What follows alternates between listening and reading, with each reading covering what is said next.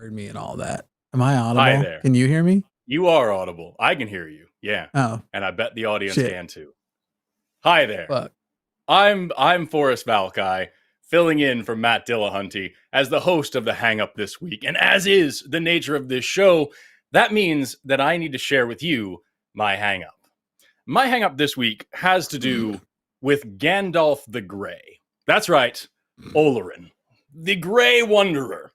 Why exactly is it, as a being who is as old as time, as a Maiar, one of the wisest people in the universe, considering the fact that he was literally chosen to be an Ishtari, to be a wizard, for his wisdom, his self-doubt, right? Socrates type shit. Why is it that this being, this immensely powerful, immensely wise being, goes to his friend's 111th birthday, sees his friend vanish before his eyes, knows immediately that there is magic at play, seeing as he's deeply familiar with magic, and then learns that his friend has a ring of power. Now, he knows that he doesn't know which ring of power it is. He knows that it is a magical item. He doesn't know for sure that it is, in fact, the One Ring. So, this won't be what the show's Bilbo, about, people. Call about God and yes, stuff. It will. Jesus yes, Christ. It will. This is horrible. Bilbo takes off. This is horrible. And leaves Bag End and the ring to Frodo. Hold on.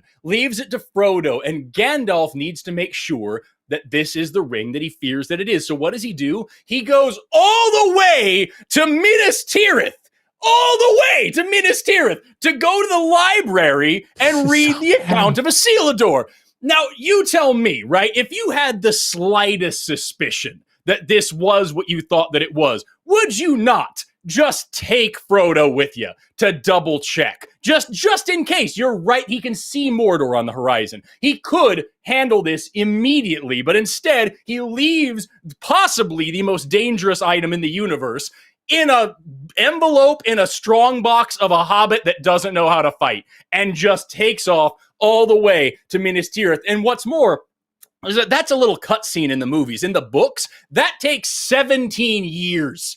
You're worried that the enemy might start amassing his forces and might start taking over the world and might start getting ready for a major conflict that will shake the foundations of reality itself. So you wait 17 years to even do something about it. And of course, in the books, it explains that this is all because it takes a long time to find Gollum, and it takes a long time to verify these things. I think this has been way more than 2 minutes.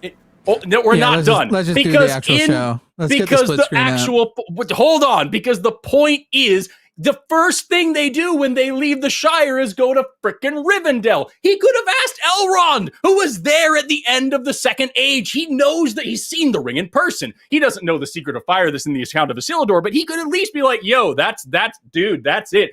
Elrond's one of the oldest people in the world. Thank you, Forrest Valkai, for joining me for a little while on today's show, but that's it for Forrest. We'll see you. We'll see you. I refuse. Dude, don't even. Oh, we have yet to even get started on how stupid this is. And yet we're done. It's over. It's finished. There were so many options. We have a show. There were so many options. I come to you and I'm like, hey, I found this weird rock. And you, as a brilliant nuclear physicist, the first nuclear physicist in the history of time, are like, hey, that's almost certainly incredibly dangerous uranium. I'll leave it here with you while I go for 17 years next door to the only place where it can properly be disposed of, and hope that the Russian spies who want it don't come to your house and take it, and just see what happens. Brilliant. Let me explain to everybody who Forrest is. Thank you so much. Who Forrest is. One of the 5 wizards, by the way. I can honestly say that I love Forrest. With 2 other Maiar. Dude went toe-to-toe with 2 other Maiar and killed one of them. And you were going to put him in charge of this, and he can't freaking handle this decision? What is this? All right. People, I want to explain to you who Forrest Valkai is to me. Did you mute me? I love Forrest Valkai like... No. Well, you're not muted. Okay. Can you hear me? Yeah, I can hear it. Just would have been very funny if you'd muted me. I thought you muted. I want to explain to you all who Forrest Valkai is. I love him like a brother, because brothers are the type of people you love even when you hate them. Your love for them stands through it. Forrest is the kind of person we could put together something very serious, and it's like, we really want to do this. We were going to take it very seriously. We're going to professionally produce it and everything. He goes, right, but what if everybody wore a fake butt on their chest? What if we took this serious thing that's important to you and made it a joke? And who cares if there's an election in 6 weeks from now? What if I get on and talk about Gandalf? Who cares if we, have families to support and food to put on the table and medical bills to pay? What if, and by the way, what if I made this a multi-minute rant when all I could also just say is, why didn't they ride the Eagles to Mount Doom and just have the whole thing done in a day? Like that's a whole other discussion. Gwai here probably wouldn't have consented to do such a thing. That's a whole other discussion. Except for that, Tolkien even said the reason they didn't do it was because he didn't think about it until after he wrote it. So it is a plot hole. And I will say I have a special person in my life who is like a connoisseur of Tolkien, who's probably screaming, probably watching right now, and is probably screaming at the you know what? Video of just it popped into my head yesterday, and I haven't stopped thinking about it since. And I knew we had a hang up show today, and you thought this was the platform. I'm a famous TikToker. I'm a famous TikToker. I'm a famous Instagrammer. I've got my own famous channel. But let's hold it for the line. Let's wait till I'm on the line when Jimmy calls and is like, Jimmy, I say, hey, would you be filling for Matt tonight? I don't even know if I'll be there. I'm not feeling great. And you acted like, man, I would do that for you. But in reality, what you were thinking in your head was, fuck yeah, because I got to get this Gandalf thing off my chest. The reality of the situation is I have a similar rant about the Ernest P. Worrell movies that I think is important that people need to hear. And you should feel lucky that I didn't give you that one. I had something different to say that I thought the audience would like a little bit more. You're welcome for the views, by the way. I could go on. Smash that like button if you want me to go on. No, don't smash it. Well, do smash the like button. Plenty of super chats. You want. Oh, 2? 2 is what you think plenty is? Well, everybody, whatever you want him to talk about at the end of the show, super chat it. Shoot in tons of super chats about Gandalf and all of that. But here's the challenge I want to lay down. There's no good reason to vote for Donald Trump, and there's no good reason to believe in God. If you disagree with either of those statements, call in and tell us why either of those are wrong. That's how we should have began the show, and then you could have said the whole thing. For Gandalf to not take the ring with him. He took Bilbo Baggins on a freaking cross-nation adventure because some dwarves needed a thief friend. He can't take this dude to go to Minas Tirith just in case they need to go next freaking door to drop off the ring. You also said to take Frodo, but wouldn't it have been Bilbo he should have taken with him? No, he should have taken Frodo. Bilbo was already attached to the ring, as he saw when he had such a hard time getting rid of it. Frodo had no idea what it was, wasn't corrupted yet. But he didn't know that Frodo would be like the guy who could do the job until the council in Rivendell, where he not only he allowed Frodo to do it, but begrudgingly so because he believed it would be for sure the death of Frodo. I'm pretty sure in the books it wasn't his choice. Elrond was like, "This has been like ordained that this will happen. That you're gonna." I don't remember. I haven't read that shit since I was in high school. I'm just saying. There's no good reason to vote for Trump. There's no good reason to vote for. Can we take line 3, please? Right now, it's your show, kind of. It's my show. All right, yeah, let's do it. We're gonna jump right into calls because I'm the one running the show. Apparently, I forgot about that. And we've got some great ones already lined up. Forgot about it. I'm not sure you ever remembered it. I will tell you about Ernest later. Call the number on the bottom screen 720-619-2288. And or use the web caller in the description. Call and tell us why we should vote for Donald Trump. Call and tell us why we should believe in your God. Now is your time to do it. You could convince potentially tens of thousands of people. Lots of people watch this show. But we're going to start with Adam at my dear, sweet, kind friend Jimmy Snow's request, who is an agnostic who says, from North Carolina, who says that atheists are bad at convincing people to vote for Harris. There's a lot to unpack there. Adam, you are on the line with Jimmy and Forrest. How are you doing today? I'm doing great, and I want to say right when you brought me in, I heard you, so it really sounded like you almost cursed me out, but I suppose you didn't. But thank you for having me on. I didn't, but we'll see. We'll see what happens. We don't know how the conversation will go. Right. I can start with my thoughts on this. I'll go into a less echoey room. But I'm going to say a bad word to start, a very, very bad word. And I promise the conversation will only go uphill from here. And the bad word is Pine Creek. And the reason I say that bad word is because I think he's actually good at changing minds. And I think we have to learn. It's not a bad word. Okay, Adam, here's where I already find this annoying. It's not a bad word. Sorry. You're just doing immediately what he does when he comes into our chats and he talks about it, as though he's this big victim of everybody's just keeping him away. They're not even going to let me on the show. And I'm in there reminding him no one has banned you. Just no one cares. And like, it just prefaces everything with this victimhood complex. But also you called in the past to say all atheists are terrible at debate. I remember all atheists are terrible at debate, where we have data to suggest otherwise. But anyway, Pine Creek, the conservative transphobic. Oh, he's not transphobic. He just has questions and thinks that they're not legitimate. The Pine Creek, who can convince people to conservatism, but apparently uses a different brand of skepticism, or at least one that doesn't get him to humanism, which would then inform his political positions, which would be incompatible with conservatism. And listen, I don't know if you work for him. I hope he's going to pay you for the fact that he's now going to get paid out of the clip that he's going to make in response to this. I hope you'll get money in a fruit basket and all that kind of stuff, because that's how this guy operates. I give a shit, Adam. I give a shit that you want to convince people, I really think the guy who's the most compelling is the bigot in the atheist community. Well, you guys have a bigot jerk off together. I just looked this dude up because I'd never heard of him. And the first video I see is Christians, this is how you argue against woke atheists. So forget me if I don't take this guy seriously immediately. He's also the one who deep faked Matt making transphobic arguments, but he declared that was the case, but clearly he did need to make it a deep fake because it wouldn't have been as an effective an argument if, say, people later on down the road, when they're trying to remember what Matt had said, I'm positive their memory will have committed the disclaimer that this was a deep fake done with AI on purpose, and that it's not actually a mental manipulation technique, and that the power behind it isn't the fact that you are putting a person's words and face and identity to things they would never say. But that's the guy. You're right, Adam. He's so great and ethical. What I'm loving is how ethical Jimmy, he is. Please respond. Jimmy, let me say this, though.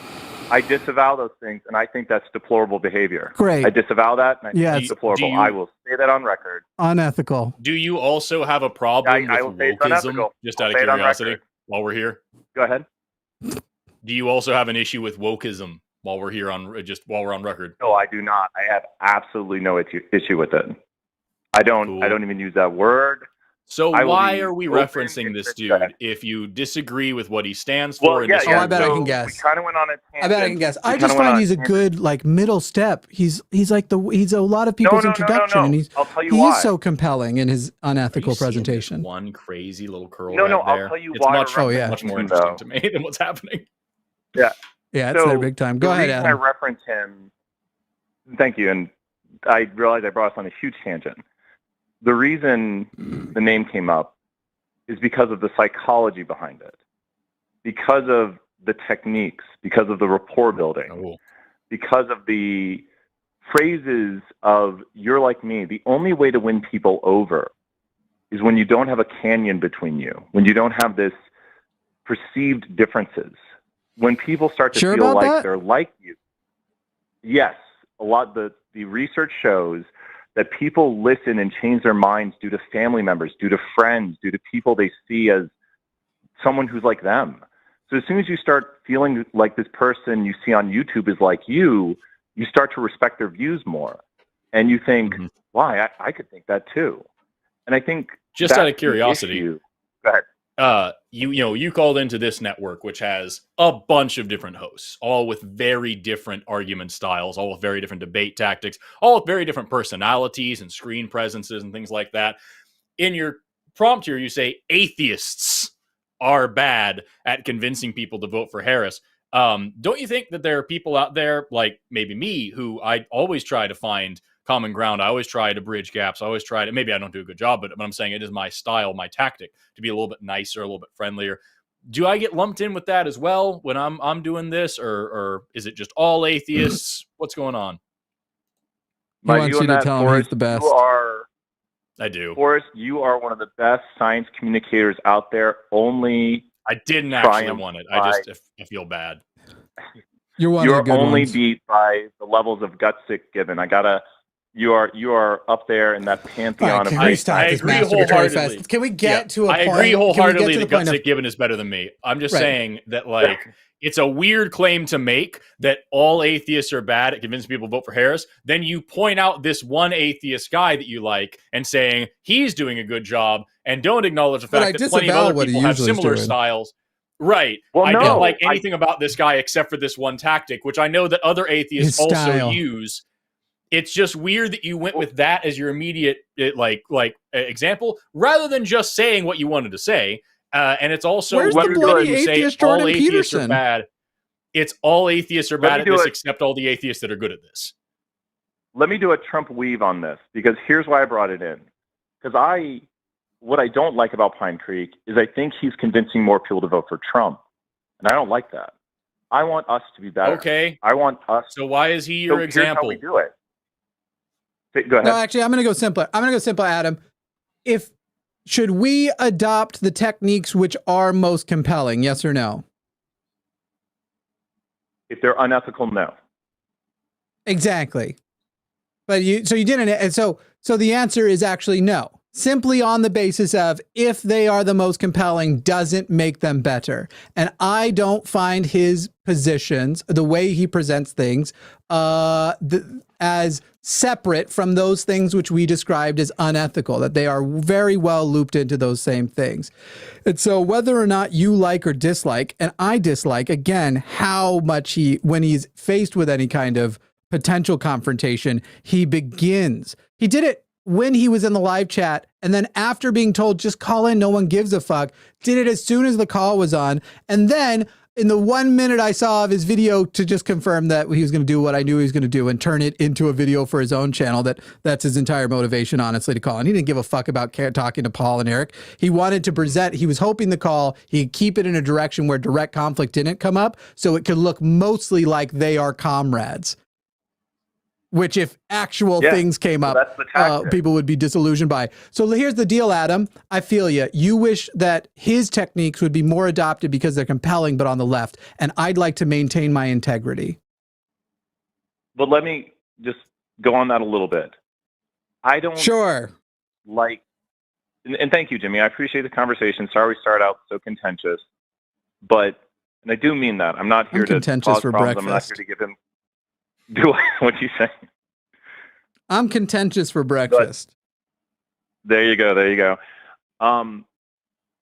What I think we need to work on, and maybe it's myself too, because maybe I was a bad example of that tonight, is we can't just go out there and be yelling at people. I hate when I see people talking to religious people and they're just yelling at them, telling them their book is a book. Adam, who's doing that? Who's going out there? No. Name one person on this channel who goes out and seeks them and yells at them. Well, once again, I praise. Then I don't care. Then call their shows. Call their shows where they're going out. This is a call-in show. But I'm talking to the broader atheist community. The people. Go ahead. I'm sorry. I'm thrown off by the fact that I am thrown off by the fact that literally every single step of you calling in, like the whole decision-making process to call in and what to call in about, you have walked back. Every single bit of it is your initial prompt is atheists are bad at convincing people to vote for Harris. And this guy, Pine Creek, is the example of someone who is doing it right. That was your initial thesis statement. And so far we've gotten, actually, I don't like anything that Pine Creek says. I don't appreciate most of the tactics he uses. And also, everybody on this show, everybody on this channel is actually good at this and isn't doing anything that I think is bad. It's just some other ethereal atheists out there that don't do anything like it's on this channel and don't do anything like on Pine Creek's channel that I'm mad at. And therefore, all atheists are doing it wrong and should be more like Pine Creek. What are we talking? Why did you call us? Can I get 1 minute What's on the this? point? I'll give you 1 minute and I'll explain it. It's already been 10 minutes of this, and it's weird. No, but 30 seconds to explain it, because we're doing what I think is the problem. 30 seconds. I like the negotiation. 30 seconds. You got it. Where Pine Creek succeeds is when Pine Creek succeeds, it's with rapport building. It's with closing the gap between him and others. Where we're failing is literally where we're going back to where now you and I are suddenly adversarial again. So I thought we were closing that gap again to where we can have a conversation where we can get to meaningful things. We're back again. We just ripped open the wound again here, and we don't need to be doing that, because I'm not out there screaming about wokeness. That's 30 seconds. How good is he at rapport building and relationship building with trans people? He's done it with a few, and he is happy to. Neato. No, he's done it. Do you think there might be a reason? See, like I said, I've never heard of this guy. I don't know what he believes. I don't know anything about it. But I think there might be a reason why the first thing out of the mouth of the person who produces a channel, which has an entire show by and for trans folks, immediately noted that he's a very transphobic guy and has a lot of shitty transphobic arguments. So maybe he's not doing the best job. You should watch the clip where he called Arden, and Arden owned him up and down the owned him so much that you always know when you beat somebody, because you're going to get one of two interactions from their fans. Either if you win, they're going to melt down and complain about how you behaved. And if you lose, they're going to come in and it'll be much fewer numbers. Just like, yeah, this is my boy. Guess which one happened? The meltdowns. Just full of the meltdowns and the whines and the Arden wasn't very generous and nice. Why wasn't she more charitable when this person was advocating against her human rights? Why? I just looked up a clip. I just typed in Pine Creek Arden Hart to see if I could find one. The first result is here on his channel, Pine Creek Politics. Yeah, no, in his channel, he has a video saying, educating Dr. Ben from the Transatlantic on lung differences by sex. So here he is, educating a medical doctor about human lungs and how they differ by sex. Very interesting. With that, Adam, I'm going to move on, because so far we have accomplished absolutely nothing, and you have rejected every claim that you yourself made. So we're going to move on to the next call. Thanks so much for calling in. Do it again sometime. Bye. I, however, during that call, wrote the word dumb at least 30 times. Dumb. Wasn't doing a bit, just writing my feelings.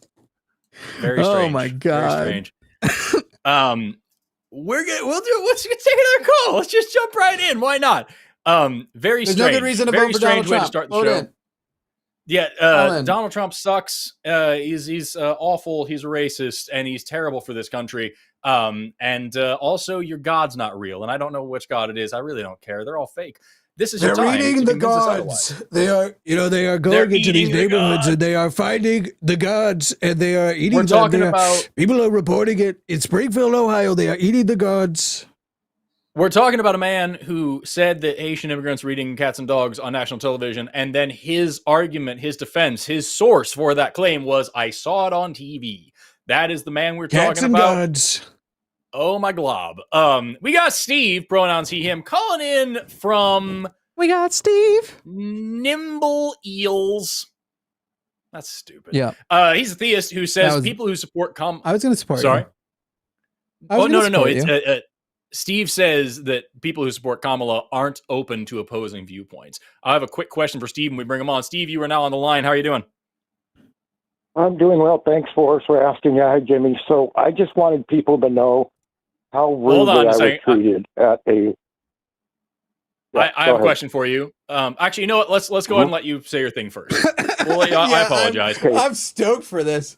I was going to start that everybody must accept that is actually true, and that everybody would tell the same version of this story I will tell. I'm excited to hear this story, Steve. Let's hear how rudely you were treated at a Harris rally? Is that where you were treated? By the way, wait to see how rudely we're going to treat you here.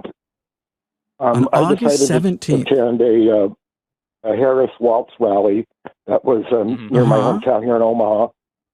And I know I was even considering voting for Harris after RFK Jr. dropped out of the race. Oh, I bet you were. Endorses Trump.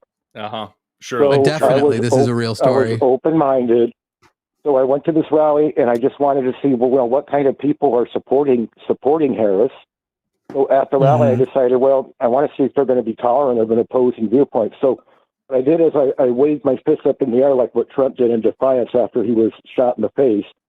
And so I put my fist up in the air, and I yelled, Trump, Kamila Haraz. And Steve, I'm so sorry they were rude to you. How did they treat you in response? Really quick, please. No, let him go on. My personal space. Let's finish. They waved signs in my face, and I left. I had to leave. I had to get out of there because I thought I was going to get Antifa mobbed. So I had to get out of there. So just really quick, Steve. Just really quick, Steve. Just so I make sure I'm understanding this story. You went to a political rally full of people who you know disagree with you strongly and are there for a community to talk about their ideas, to share ideas, to support a candidate that they believe in. A lot of those people are there because they have serious concerns about, the Republican Party, about Trump specifically, feeling dehumanized, feeling at risk for their safety, for their security, for their civil rights. These people went here for a rally to support their candidate, and you invaded their space and shouted something that they find hateful and hurtful and shouted out loud, interrupting everything that was going on about how you think that this other guy should win, whether or not you believed it. And you're upset about the fact that they were really upset by that and got a little bit too personal with you. You went there, caused a disruption, and were very rude to a bunch of people, and then they got in your face and waved signs in your face, and that's a rude thing for them to do. Is that what I'm hearing? When I was expressing yes or no, my Steve? First Amendment rights, Steve, yes or no? Yes or no, Steve? Yes or no? I have a question too, Steve. Steve, yes or no? Was it was a yes or no question? Is that a fair summary of what happened? Yes. Well, I would say for the most part, how you summarize it was fair, but I would like to add Steve, that I have a question now. I have a question now. I have a question. Steve, shut up, stop. I have a question now. Steve, so you wanted to see, you were thinking of RFK Jr., you wanted to see what kinds of people supported Harris, and by seeing the way you were treated at the rally when you tried to be antagonistic, you've decided now to instead vote for Trump, and that is a proof of their intolerance. Let me ask you, how did it go when you did the same thing at a Trump rally? When you went to a Trump rally and yelled, Harris Walls, Trump hates girls, Harris Walls, Trump hates girls. When you did that, Steve, how did it go?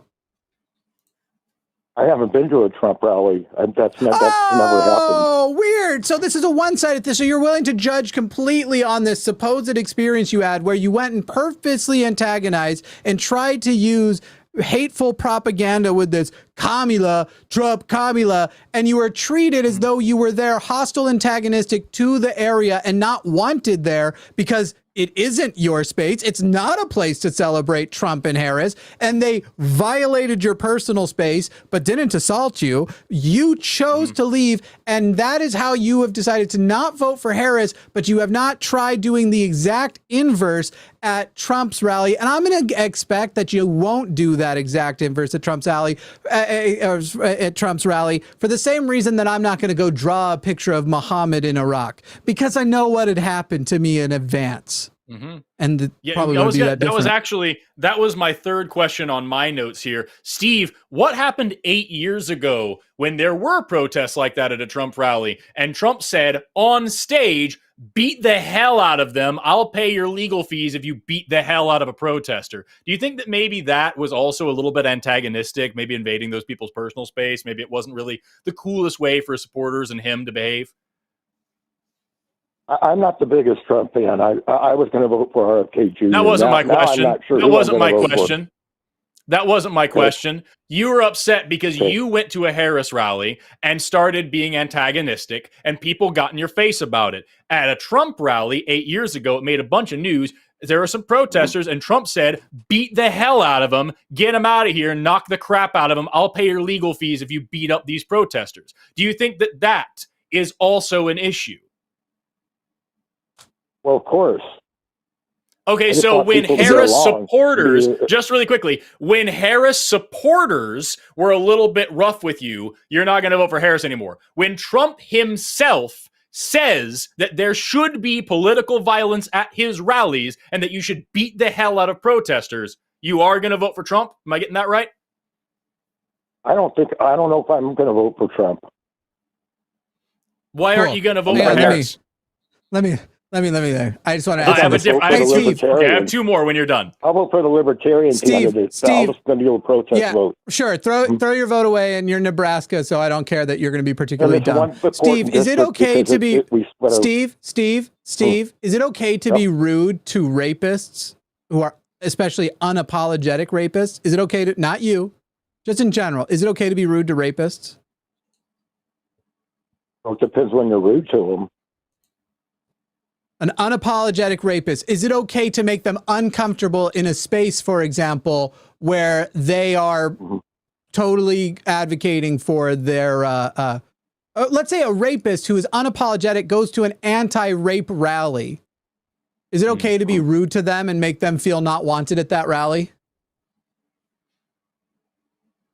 They should be chemically castrated. That's my opinion. That's not okay. So the answer would be yes, because that's rude. Chemical castration is at least rude. Probably rude. Okay. Probably rude. Is it okay to be rude? Surgical, Stop. Is it okay, Steve? Is it okay to be rude to racists and make them feel uncomfortable in places where racial equality is being advocated for?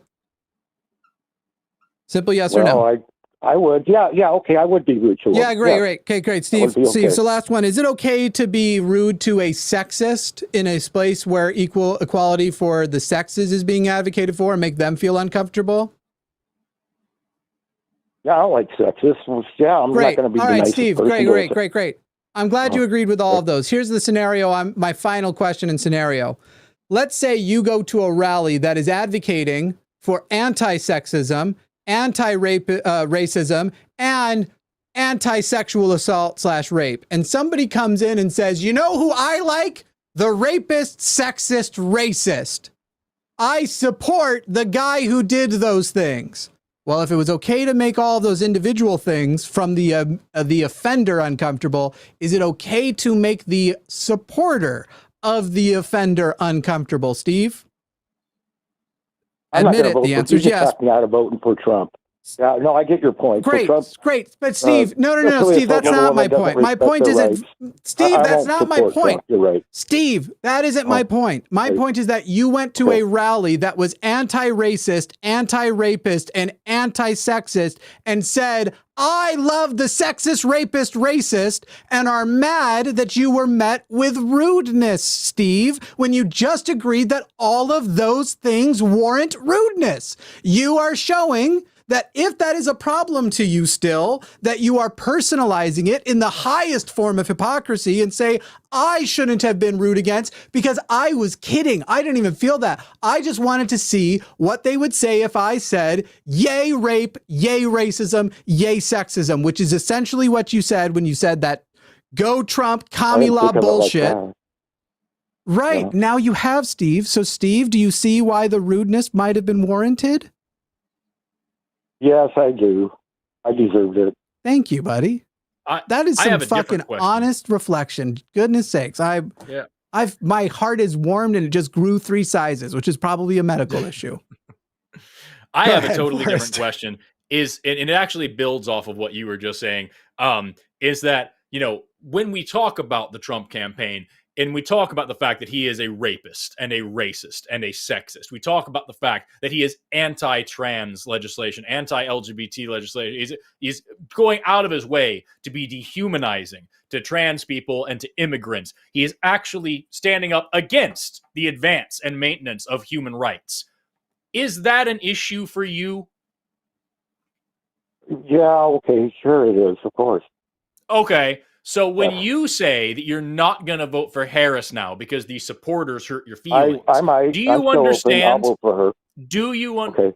Okay, well then never mind then. If you're voting for Harris, then I don't really care because that was my right. question. Yeah, I see your point. Is advocating for those things more important? Yes. Cool. All right. You're right.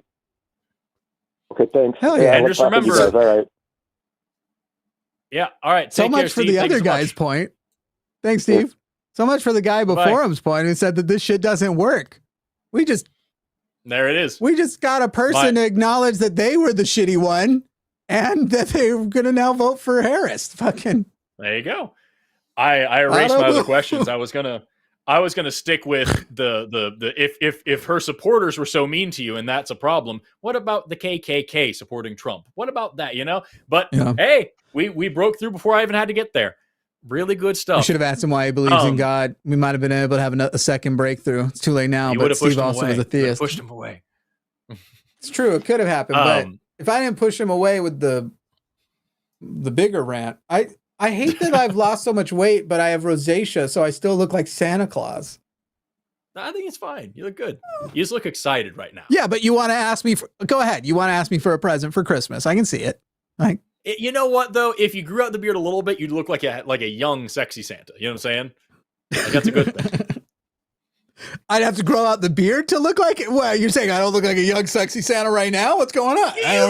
You look like a young, sexy podcast host. I'm talking, if you want to go young, sexy Santa, you need the beard a little bit more and maybe some light spectacles. Wait till you see my Halloween plans. I'm thinking about going a little crazy. Either longer Halloween. Beard or shorter hair. You could either go like the sexy professor or full Santa. Yeah. Get that in there. That's good. I just need everyone, just in case times get sad and I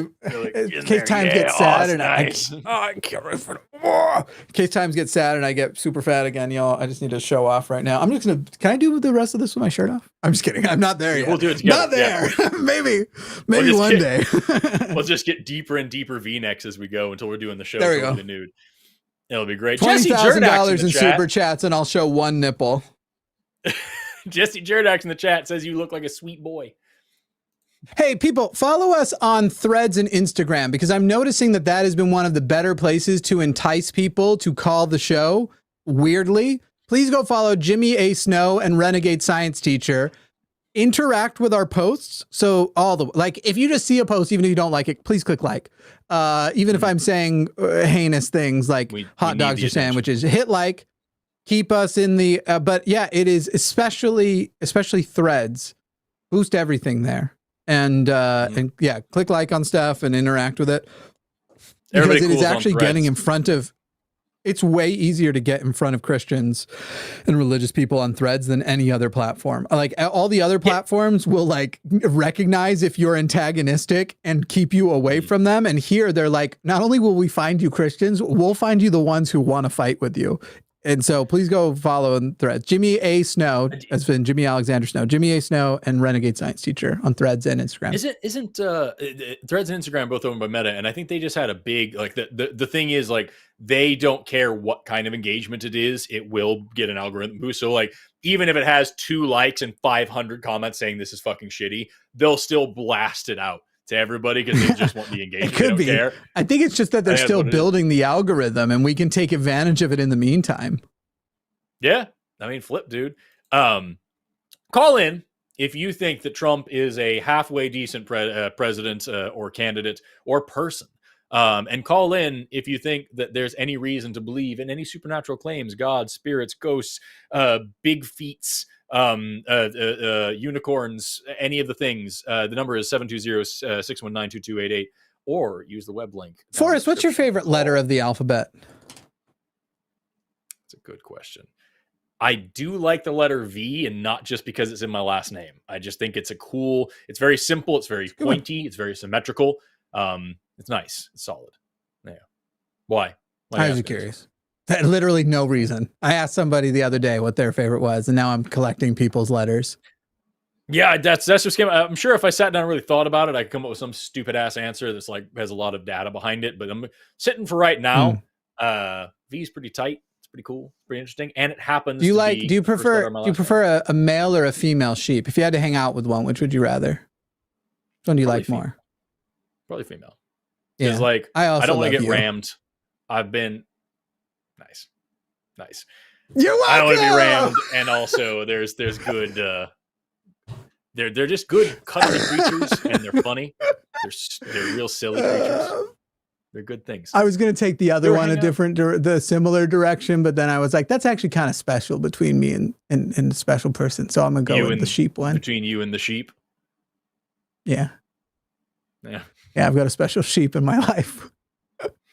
God, that's gonna not go well on the internet. Speaking of favorite letters and stuff, why can't pirates ever recite the alphabet? It's got to be something with the letter R. They can't pronounce. No, they always pronounce. They only know the letter R. Nope. What is it? They try to, but they always get lost at sea. That's adorable. That's an adorable joke. Right? It's a really good one. It almost makes you forget actually how horrible pirate culture is and was is today and was back then. It's a so bad time. Little consent. If ever. In all things, not just sexual, like in all things. Oh, I meant ubiquitously. Right. Yeah, right. Just in general. Piracy is like a consentless, not even job, just whole situation. It's a bad time. It's a bad time. Especially if you were one of the underlings, right? Not the type. Yeah. I got to tell you, that wasn't the kind of surf I was looking for on the sea. Oh, fucking end my show. Anyway. We're going to go on to calls. We got a few more. Come on. I got nothing for surf. Nothing. Nothing. You're a socialist and you didn't love it. Oh my God. Surf was fine. It was okay. He's going to fucking log it and take it. He's going to be in class one day and he's like, anyway, then I said, that's not the kind of surf I'm looking for. And then he'll see in the back of the room, I'm in the back of the room with a single tear falling down my face. When did you sign up for this class? Also, the test was last week. Where have you been? I don't show up. What the fuck? FMLA. What's the difference between atheists and evangelical Republicans? Ethics? Atheists at least admit that we don't care about what Jesus said. Oh, that's pretty good. I was just watching somebody rant about, I think they were a Christian, rant about how it's so odd that they love Trump when he's the opposite of Jesus in every way. Every way. He was humble. Every way. He was poor. He was humble. Jesus was all about living in poverty and giving your donation away. Trump is all about being a billionaire. Jesus was all about loving your enemies. Right. Trump was all about beating the crap out of them. Jesus was a carpenter. Trump is a rapist. You have like all these different dichotomies between the two. It's incredible. Look at the chat from Nix Hicks in the chat. Look at Nix Hicks, like 15. Jimmy isn't looking for pirates. He's looking for seamen. That's good. I just thought you'd like that one. That's really good. I do find cum repulsive, but there's nothing we can do about that. The number at the bottom of the screen is 720-619-2288. We got some people waiting on the line that have been waiting there for a freaking hour. But if you're a theist or a Trump supporter, this is your time to call in. And we've got one in the queue right now. It looks very interesting. But we're going to go first very quickly to Dave, pronouns he, him, calling in from Cavernous Anus, who's an atheist trying to raise children in a heavily religious area. We'll get through this. That's kind of true. Sure California. And good weather, but Cavernous Anus indeed. Thank you for waiting so long. You're on the line. How are you doing today? We were almost afraid we weren't going to be able to get in because I got to go to my son's open house in about 20 minutes. We got to leave for that. Oh, man. So we'll be fast. And do you prefer a male sheep or a female sheep? I would prefer the male sheep because I would use it. I would teach it to ram. I would teach it to be a guard ram. Okay, fine enough. You should be a guard ram. I'm going to beat that joke to death tonight. Anyway, go ahead, Dave. What's your thing? So, I'm going to blow smoke up both your asses for a second and just tell you how much I love all your shows, all your content. No, don't do it. I don't want it. It makes me uncomfortable. Go to your question. Particularly Jimmy, I am an ex-Mormon myself, so definitely have appreciated a lot of your content.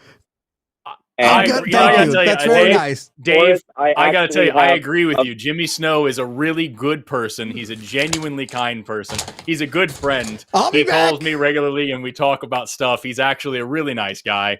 And I enjoy spending time with him. I enjoy hanging out with him whenever I get the chance to. I enjoy talking to him whenever I get the chance to. It makes me sad that we only have to talk about work. Like most of the time, we're only talking about work. I hope he's not insulting me because I'll nod along. And let me tell you, man. I want to share with you.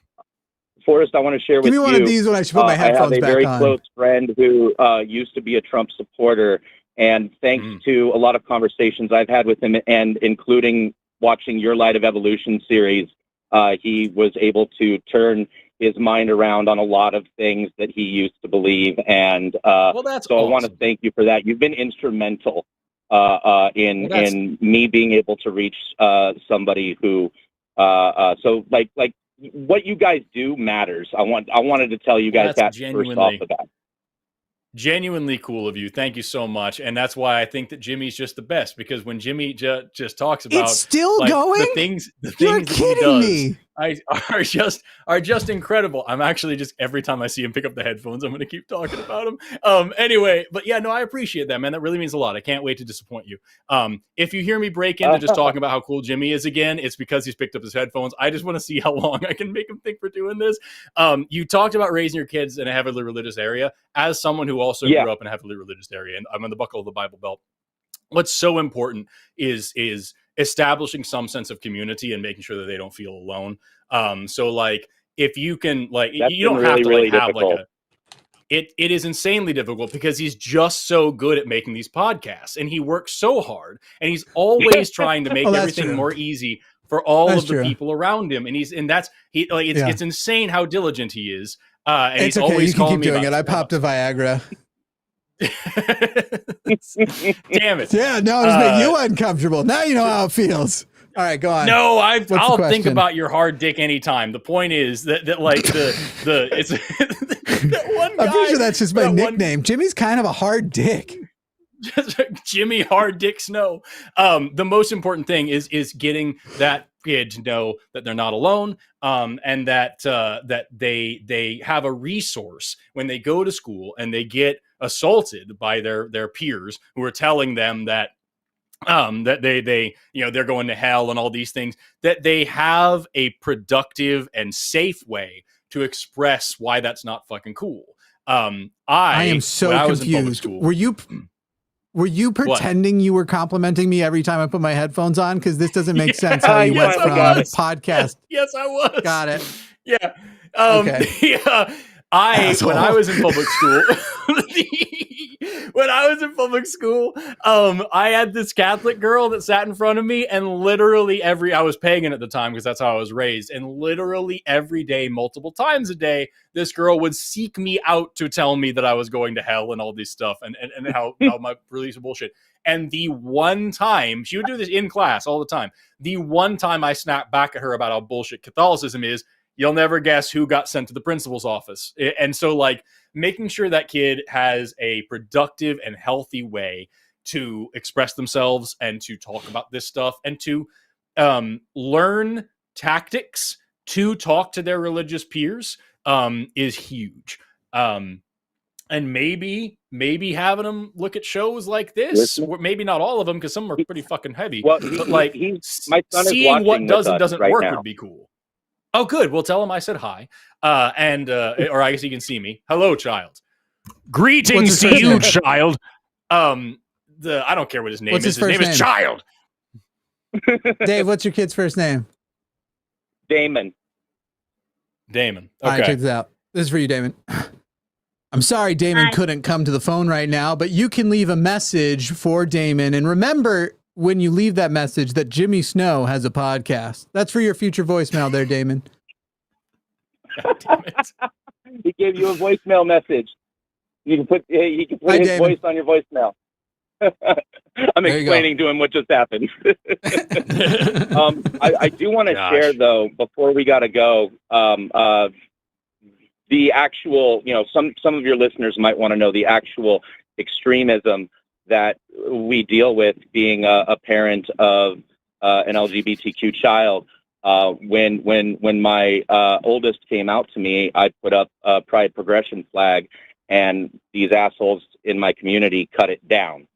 They said only U.S. flags are allowed to be flown. But now, of course, the HOA president is flying a Take America Back flag right across from me after cutting my flag down. This is the community that I am raising. I'm trying to find peace in with my family. And I literally have attacks. I have people crossing the street when they see me getting the mail to say transphobic and homophobic things. It is very, very trying.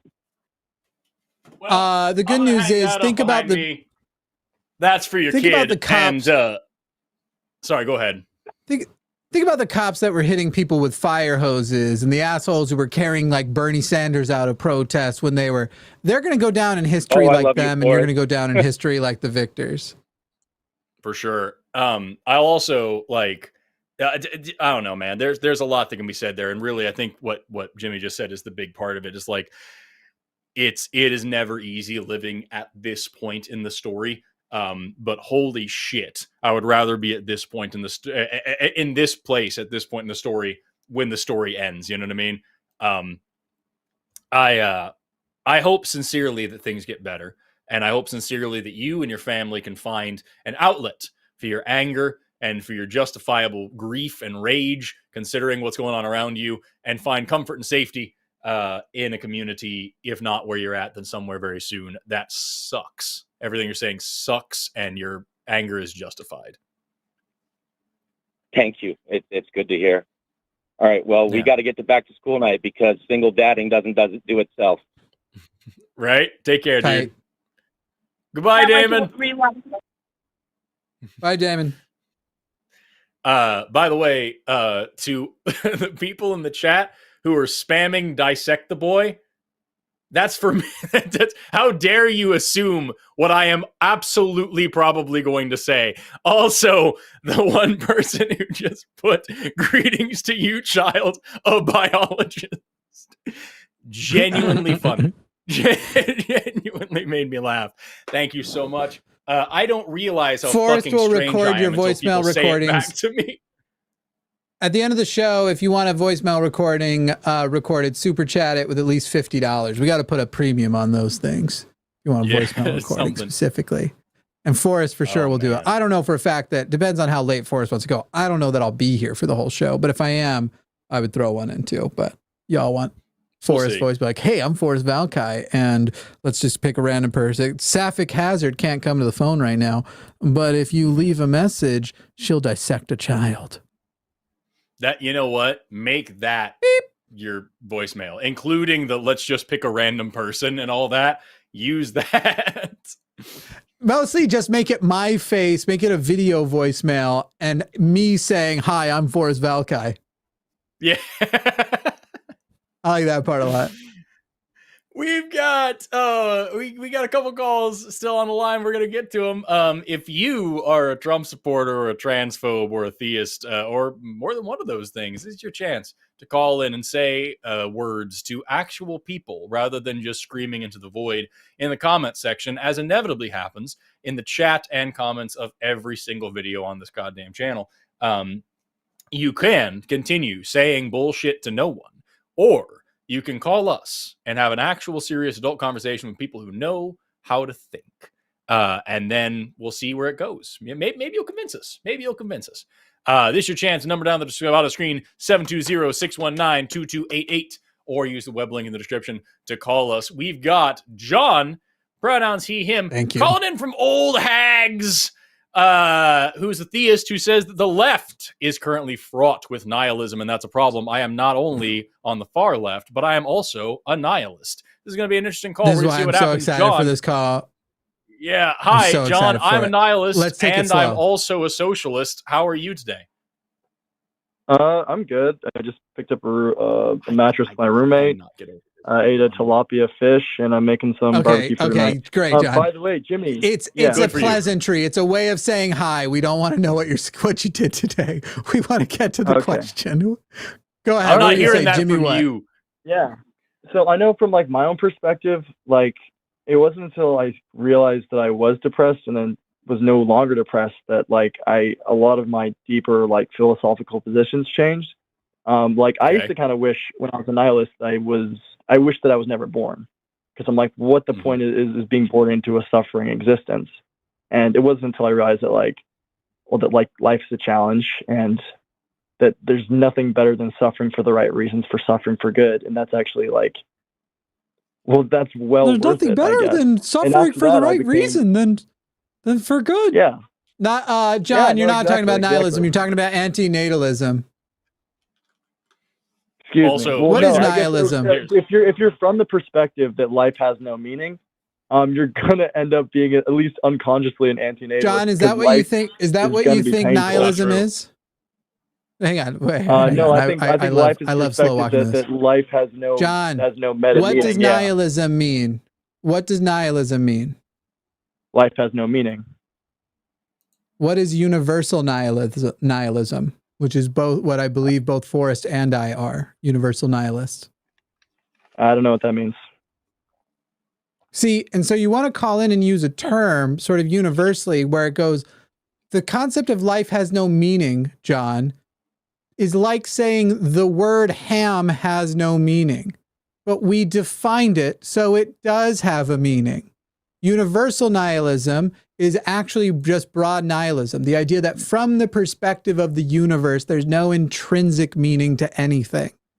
The beauty of it, of universal nihilism, and the fact that you can then get into optimistic nihilism, active nihilism, or something, what's the framing called? Cosmic freedom. There are multiple branches of nihilism that are extremely positive and emphasize the most the sense of meaning and purpose an individual gets to pick for themselves, John. And the funny thing is, even if you don't believe in that, you describing that your philosophies and meanings and things changed is you choosing those things. You also have advocated that in the grand scheme of the universe, which is most of everything, here on a tiny little sliver that's so little it's mathematically nothing, there is significance to be found here against everything when you're nothing. Not only are we nihilists, so is everyone else. Well, to the first thing you said, to go back to the beginning a little bit, I think the idea that the perspective, that the universe's perspective is that things are meaningless, I don't think that makes any sense, because I said no intrinsic like meaning. A condensed perspective of the universe. No intrinsic meaning. I like how you're skipping all of that. So what do you think about the idea that like the entire universe is moving towards homeostasis, and we're just like collected matter that's doing that? I'm putting this in obviously very secular terms, but yeah. That's the heat. Does it make sense the universe has a goal? I assume that you're talking about the heat death, and no, it doesn't make sense to say the universe has a goal. Also, I want to point out that what Jimmy was just talking about, I use the term cosmic nihilist. That's the more popular term that I've heard. But also, there's lots of different fields. There's existential nihilism, which is the idea that life has no inherent meaning. There's moral nihilism, the idea that there is no such thing as moral truth or anything like that. There's complete total nihilism, the idea that nothing actually exists but you and your mind. It's very solipsistic and stuff like that. There's different branches. Metaphysical nihilism, epistemological nihilism. Yeah, epistemological nihilism, that knowledge doesn't exist and you can't actually really truly know anything ever. Metaphysical nihilism, that nothing exists, that reality doesn't exist. What Jimmy was referencing when he talked about universal, or what I would call cosmic nihilism, has to do with the grand scale of the universe and understanding the fact that if every bit of life on this planet died in the most excruciating way possible right now, it doesn't make a damn bit of difference to anybody in Andromeda Galaxy, because it's just the universe is too damn big and too damn crazy for us and our existence to really matter at all. And that encompasses moral nihilism a little bit as well. That encompasses existential nihilism a lot as well. It's just taking into account the reality of reality and our relatively meaningless place in it. And now it's up to you to decide what meaning you're going for. Hold on. And now it is up to you to find some meaning for yourself. I love to combine nihilism with ancient stoicism, with old school Stoic philosophy, not the modern day Andrew Tate bullshit that people bastardize stoicism, the original stoicism, talking about avoiding extremes of emotion, keeping yourself in check, I'm explaining to you the position that you just... Shut the fuck I'm explaining the position that you grossly oversimplified. Yes, I know. No. I'm explaining the position that you grossly oversimplified at the beginning of this call so that it avoids the issue of us now talking in a minute and you saying a bunch of bullshit about nihilism and about my position that you don't actually know. I'm giving you the context of my beliefs so that we can have a productive conversation. Anyway, meaninglessness, what you talked about at the beginning, you said there's no meaning to life and all these things. That's bullshit, because the meaninglessness of life and existence is the best part of my philosophy. It's the thing that gives me the most hope. You want. I get to decide what kind of person I'm going to be. And I get to decide on my own terms to be moral and to be good and to have a smile while doing it. And that is something that's actually worth celebrating, rather than instructions from on high, which you, as a theist, I'm going to go ahead and make the assumption, are going to eventually advocate for. And what you said was dumb. We don't get to do whatever we want. We only get to do whatever we want within the confines of what is physically possible and that which our society doesn't restrict us from doing. But yes, outside of those, I do whatever I want. I rape and murder as many people as I like. It just is zero. Yeah, you guys are both in favor of like mutilating children, for instance. Oh, that's right. Yeah, that's right, John. We're in favor of mutilating children, even though not a single fucking person in the world actually is. You're a fucking idiot, John. You're so fucking stupid. You just say what you think. You came in and said, I used to be a nihilist, and show that you don't actually know what a nihilist is. And now you're going on to tell me what my values are and what I want to do to other widowed children, because, John, your brain fucking sucks. You have the most deranged political syndrome imaginable, and yet y'all whine about, you guys you on the left don't want to hear us out, when all you say is fucking lies and goddamn bullshit. Please respond. What have I lied about? Children can't. I don't want to mutilate children, you dipshit. I also want to point out, I also don't want to mutilate children. I also want to point out that the whole what do you think is the rant that you were upset about? And by the way, the whole rant you were upset about a minute ago, that I was explaining my position to you thoroughly, and then I kind of cut it short because you were bitching about it. This is exactly why, because now you're putting dumb words in our mouth and claiming we support things that we don't. Dumb as fuck. Right. You're basically going to lie and say that we advocate for children transitioning before they are adults. As far as like physical transition, go under surgery, except for that, no, we don't, except for those which hold to the norms that cis children also go through, because guess what? Surgeries happen for cis children in gender affirming ways all the time, but ones that they are capable of also going through, and ones that are deemed healthcare, because when you just throw this word mutilate on it, you think it sounds so good, when guess what? Other healthcare is mutilation. If a kid grows a tumor on its face, I'm going to cut that bitch off. Not me specifically, unless I'm asked nicely. But Jimmy, if somebody it names their gallbladder removed, let's mutilate that gallbladder. But Jimmy, you don't understand. Trans people are cutting off perfectly good organs that were there and don't cut. You know, like wisdom teeth surgery. When we take out those perfectly good wisdom teeth that are naturally there all the time, because they have a high likelihood of causing trauma and pain. Oh, wow. Also, John, curiosity, John. How do you feel about circumcision? What next dumb thing? What next dumb thing does John want to show? It's a good idea. Well, isn't that sweet of you? No, I'm curious, like other cultures. But what about culture? Like, for example, Judaism. You know, do you think that people should be circumcising their children because they're Jewish? Should we make it illegal? I'm definitely against female circumcision because no, I'm talking. What about male circumcision? What about male circumcision? You're such a hero. Okay, I'm not for it, but I don't think it's that big of a deal as destroying a woman's breast. You don't think it's as big of a deal? That's actually very important for children. You don't think it's as big of a deal to cut a newborn baby's penis than you do to give breast augmentation or reduction surgery to a teenage girl? You don't think that's the same? You know, actually, John, if I put a tally down everything you say a dumb cliche, am I going to run out of paper? I only have 16 notebooks in this room. You probably don't know is that like kids who aren't breastfed actually have higher levels of anxiety and have a lower IQ because that's your first I would love to see the research on that goes against all of the OB-GYNs who just say that a fed child is the best kind of child and that, you know, bottle versus breast isn't that big of a deal. And I also am curious to know about your positions on people who just can't breastfeed. People who just for some other reason aren't able to. Well, the reason why babies always put things what do you feel about when breast cancer? attention. What do you feel about breast cancer in young women? If a girl develops breast cancer before at least age 14, she can't consent because she's a child, and we need to preserve her breast so she can feed her children, right? That's ridiculous. Obviously, if it's a life or death situation, that's ridiculous. First, harm. Oh, so you're saying that you're okay with mutilating a child as long as there are positive health outcomes as a result, right? No, that's not. Hey, John, what function specifically? How does it functionally don't think that raise it's okay?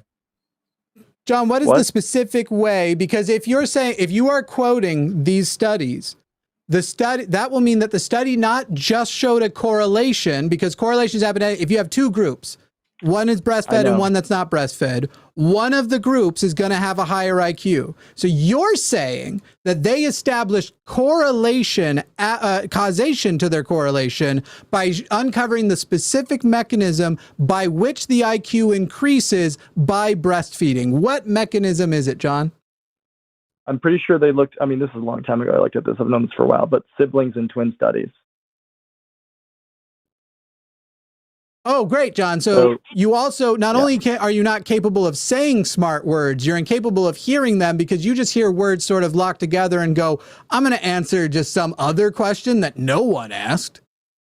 No, and not the question about the specific mechanism. There's a variation that's expected between different siblings and their IQ. John, what is the mechanism by which the IQ rises? By the way, John, I wasn't breastfed and I'm smarter than you.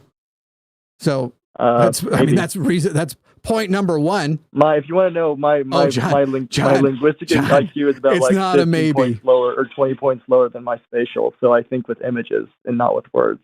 Mm-hmm.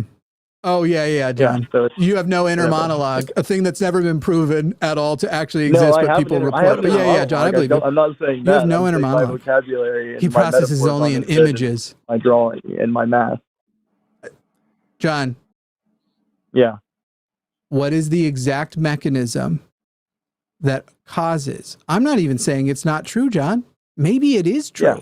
What is the mechanism that demonstrates causation more than correlation? Because no scientist would claim that this is caused if they've only been able to establish correlates.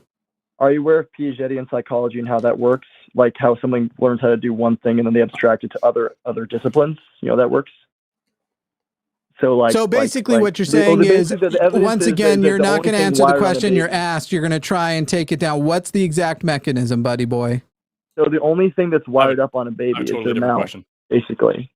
And so when you look at long footage of men and women, or of children with their mothers, and basically he said the only thing that's wired up on a baby is the mouth. That's a ridiculous thing to say. Also, John, the only thing that's wired up on a baby is the mouth. Your main argument here is that having someone have their breasts removed. You guys are so ignorant to what you don't know. This is actually crazy. The main argument is that the only thing that's wired up on a baby is the mouth, though. Hilarious. With any coordination, yeah. I mean, the rest is babbling. Who just moved the goalpost? Oh, wow. Hey, John, how's that goalpost of yours? Because you just moved it 7 miles. You think it's not coordinated? Hey, John, are babies capable of directing their eyes towards stimulus? Hey, John, are babies capable of pointing their eyes toward? Oh, because he's a fucking idiot. So he's not even right about the babies. If you put a light somewhere, they'll look at the light, which means they have coordinated eyesight. You dipshit. The only thing that's wired on a baby is the mouth.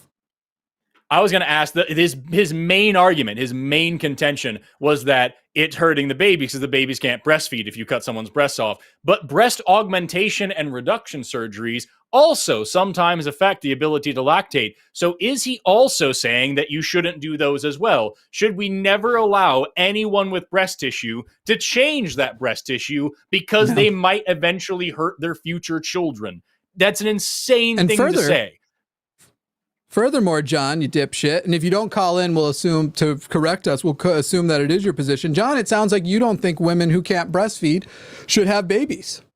If a woman can't, should they not have a baby? Should they not raise a family? Should we only give birth to people if they have a chance at being in the highest percentile of IQ? Or is that eugenics? I'm trying to remember. Is that what that is? I guarantee that if we had pressed John hard enough, if he had had the frickin' stones to stay here and take a little bit more actual pressure rather than just saying, "Oh, you're all children." Oh my god! If he had actually had the spine, I guess only to our defend his mouths beliefs, work. Then we would have eventually gotten to a point of bioessentialism and of saying, "No, women are only things that can shit babies and make milk. That is all we can possibly say." It's like oh man. You could smell that stench. John must be a fetus because his mouth wasn't yet wired. Anyway, John, would love to have you call back and put your money where your mouth is, dipshit. It was just so dumb. It's just so 619. I'd like to call in and make these vague points. And listen, they're not going to attach, but as soon as I am cornered and it is clear that what I am saying and think are dumb, I'm going to jump straight to the transphobia. You guys want to mutilate. As soon as it is shown, remember, we weren't having a particularly contentious conversation. We were defining nihilism.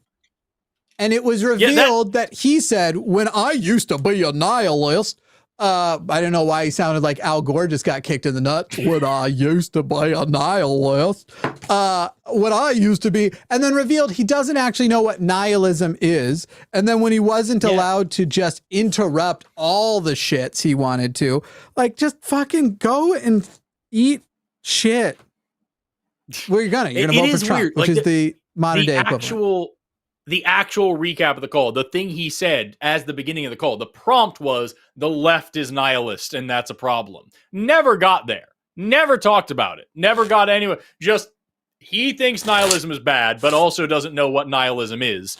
And also, he doesn't like trans kids getting gender-affirming care, despite the fact that every major medical association supports gender-affirming care because it always it has positive health outcomes, both mentally and physically, and saves kids' lives. That isn't a big deal because he really wants to make sure that little girls have good tits. That's just his biggest concern, making sure they grow up with good breasts. I'm worried about their future breastfeeding. Amazing in the mic. Let me tell you.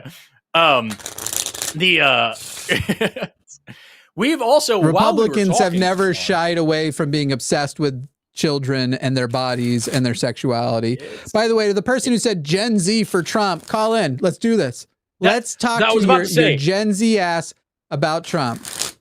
While we were talking to John, we had that one, and we had another person say like the Jesus voice of Jesus or something like that, talking about how good God is. This is your time. This is your time to call in. I can't understand why someone would come into a comment section, or in this case, a live chat, where they know they're going to get blocked because nobody wants to fucking hear it in the chat. Nobody in the chat's here to listen to you proselytize. You could call in and have tens of thousands of people listen to your testimony, listen to what you have to say. And instead, you're going to say some dumb shit in the chat, get it deleted immediately, and fuck off back into the void. This is your chance. 720-619-2288. Call us and talk about it. Here's my commitment to you, though, Forrest. For the next year, I'm going to suck on some titties. And if in a year I'm smarter than you, John will have made a good point. I don't understand why you think you'd be the only one with the titties. No, actually, so just so you know, Forrest, this means you actually have to abstain from titty sucking.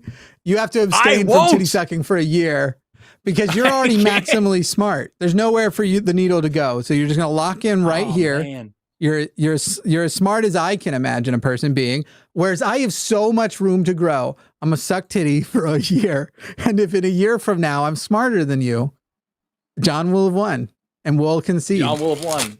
That's it. I can't get past that either. Even if that was shown to be true, even if there was like a 10-point major difference between breastfed and bottle fed on IQ, and the breastfed kids are just world smarter than the bucket, what's the fucking argument then? Nobody who can't breastfeed can have kids? Nobody, like, what? You got to have a wet nurse? What are you getting at? Why does this only relate to trans people in your fucking mind? Also, can we address the fact that, and I think you mentioned this, like, damn near every fucking trans gender affirming care, surgery or non-surgery, whatever, is made for cis people first, and like has so much to do with cis people. And like, no, that's not what I'm talking about, because those people, right, guys, I'm not I'll constantly stop. thinking about their genitals. I thought it would annoy him soon enough that he'd say something, but it's not happened, guys, so I will stop doing it into the mic. I was did trying say to annoy him. About the card sounds? I told you how much it fucking sucked, yeah.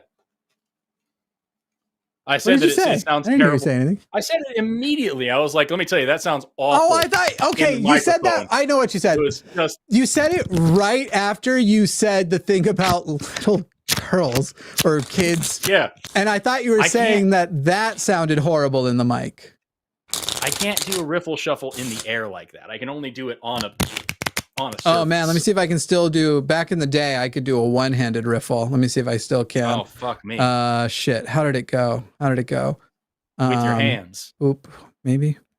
Yeah, that's true. There were hands involved. What would you know about that? Was it like? I don't know. Hey, we're gonna while Jimmy's trying to figure out how to do cards together with like a family, he and I. We're gonna take Bill. It was an atheist calling in from penis anxiety. It's so stupid. That's who says he can so by rehabilitate. The way, speaking of things Forrest will try to ruin, he also knows that all of these calls have the potential of becoming clips, and out of context, this makes no fucking sense. Anyway, Bill in Pennsylvania, you're on the line with Jimmy and Forrest. It's one of those things. I like doing that because so many people in the comments fucking hate it. It says you can rehabilitate the riddle of Epicurus. Phil, you're on the line. How you doing? Hi guys. I just make the riddle more specific than what Epicurus did. And you guys are both. You don't need to have me recite the original, right? That if there's God's willing to stop evil but not able, then he's not all powerful, and if he's able but not willing, then he's evil, and if he's neither able nor willing, then why call him God? Okay. Yeah. Go. Okay, so what are you saying? Evil is just kind of vague and up in the air. So anyway, you just use something specific, like an example you often use for us. Is God unable to prevent the 11,000 children who die every day from dying? Yeah. Then he is not omnipotent. Is God unwilling to prevent those children from dying? Then he's malevolent. I'm so sorry that you waited for an hour and 22 minutes, but let's move this fast because these kinds of calls, I just don't. Well, what you're saying, it sounds like. Okay, and there's two more lines. I like you though, Bill. Go ahead. Go for it. Oh, yeah. Well, anyway, I'm not going to start over. Is God? Right. No, I can't remember where I was. Is he both willing? Is he both willing and able? Then when comes the fact that all these children die every day, and if he's neither willing nor able, then why call him God? Does that make the argument from Eagle? Go ahead. No, it's the exact same thing. You just picked one specific case rather than just saying evil in general. You could very easily just pick literally any other specific case and apply it to that. I do try to do that because it's a lot easier than just saying evil, which is, people are going to argue what evil is or say that atheists have no moral framework or something. So like, it'd probably be more useful in conversation to say it that way. But in terms of like changing the argument in a fundamental way, no, I don't think it changes it too much. It's the same argument, just with a specific. Not much. No, I think it makes it a little more compelling. Anyway, that's all I got. Okay. Well, thank you, Bill. I appreciate waiting for an hour and a half. Have a good day. I'm nice dude. Yeah, it's I think you cut him off. To give a specific. Yeah, I'm sorry. He said that was all he had. I thought that was the end of it. We've got a couple people on the line. Let that screen. Yeah, let it screen. Let's do Phil and let that one screen. Yeah. I've got a couple of people on the line that I want to talk to. But in the meantime, I just want to remind everybody that if you're in the chat right now talking about Jesus and Trump, this is your chance to actually talk about Jesus and Trump. Call us in. We've got Zoomer, pronouns he, him, calling in from Canadian arthropods. Very polite spiders. Who's a theist who says that Gen Z should vote for Trump. Let's talk about it. Zoomer, you're on the line with Jimmy and Forrest. How you doing today? Hey, Forrest. So, yeah, can you tell me on this why? I guess I'll just go fuck myself. Right? You're on the line with Jimmy and Forrest, and you go, hi, Forrest. You know what? You got me now, bitch. No, fuck you. I'm doing this one. I have a question immediately. Well, I have a question for you guys, actually. Why should we vote for a woman? No. You are the one with the... Don't let him do it, is what I'm saying. Okay. No, I have a question immediately. Don't let him try and take control. Go ahead. Oh, no, not at all. Not at all. We're not going to talk about the fact that he said vote for a woman. We're going to get that later. I'm curious to know about the future, right? Gen Z are, they're the younger generation, not the youngest around, but they're very younger generation, just now getting into a point where they're taking politics seriously and where they're starting to be able to vote and take control of their future and their destiny. Between Harris and Trump, which one do you think is going to take climate change more seriously? Well, considering it's a hoax, I don't think it matters. Oh, this is a real call. Zoomer, do you think that we... No, hang on. I don't like wasting time on this. Zoomer, do you think we need fake Republicans and fake atheists to call in and pretend to be actually on that side? Is that what you think, that our show won't be interesting enough if people don't pretend to be in the opposition? We can talk to actual people with those actual positions. Why don't we talk about your scandal? Oh yeah, Zoomer. Why don't we talk about it? Why don't you talk about my asshole? I love it. I just love it. Fuck you in the fucking face. It's got to be referring to the female sheep. I was going to talk from the beginning of the show. I was going to dig into it a little further and try to make something out of that. I was going to try to squeeze a little blood from that stone, but like, here we are. Where dude could not keep cosplay it a sexist. 3 minutes. I cosplay a sexist, but I'm going to whine about rumors people have made about Jimmy. Just weird. Okay. Just weird. Okay, great. Yeah. Let's do it. Eat my ass. It's ass flavored. Little Furrow in the chat said he was bottle fed. That's funny. It's funny because it refers back to the last terrible call. So we've got this again. What are you doing? I really want to. I can't remember how to do this one-handed shuffle. I used to be able to do it. I don't know. My muscle memory isn't taking over, and that's bothering me. No, we do have somebody who is a repeat caller on the line. This is Chris, pronouns he, him, calling in from Nice Crayfish. Good dudes, big claws.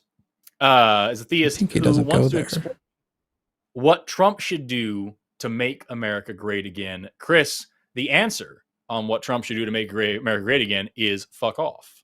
That's what he should do, and that would make endorse Harris is what he should do before he was president. But we're going to bring you on and see what you actually have to say about it. Chris, you were on the line with Jimmy and Forrest. How you doing? Hello, Jimmy, Forrest. Hello. So, what's up? The first thing Trump's doing wrong is they're treating symptoms and not the cause. Hang on, Chris. Chris, hang on. Are you Wild Man, Chris? Yeah.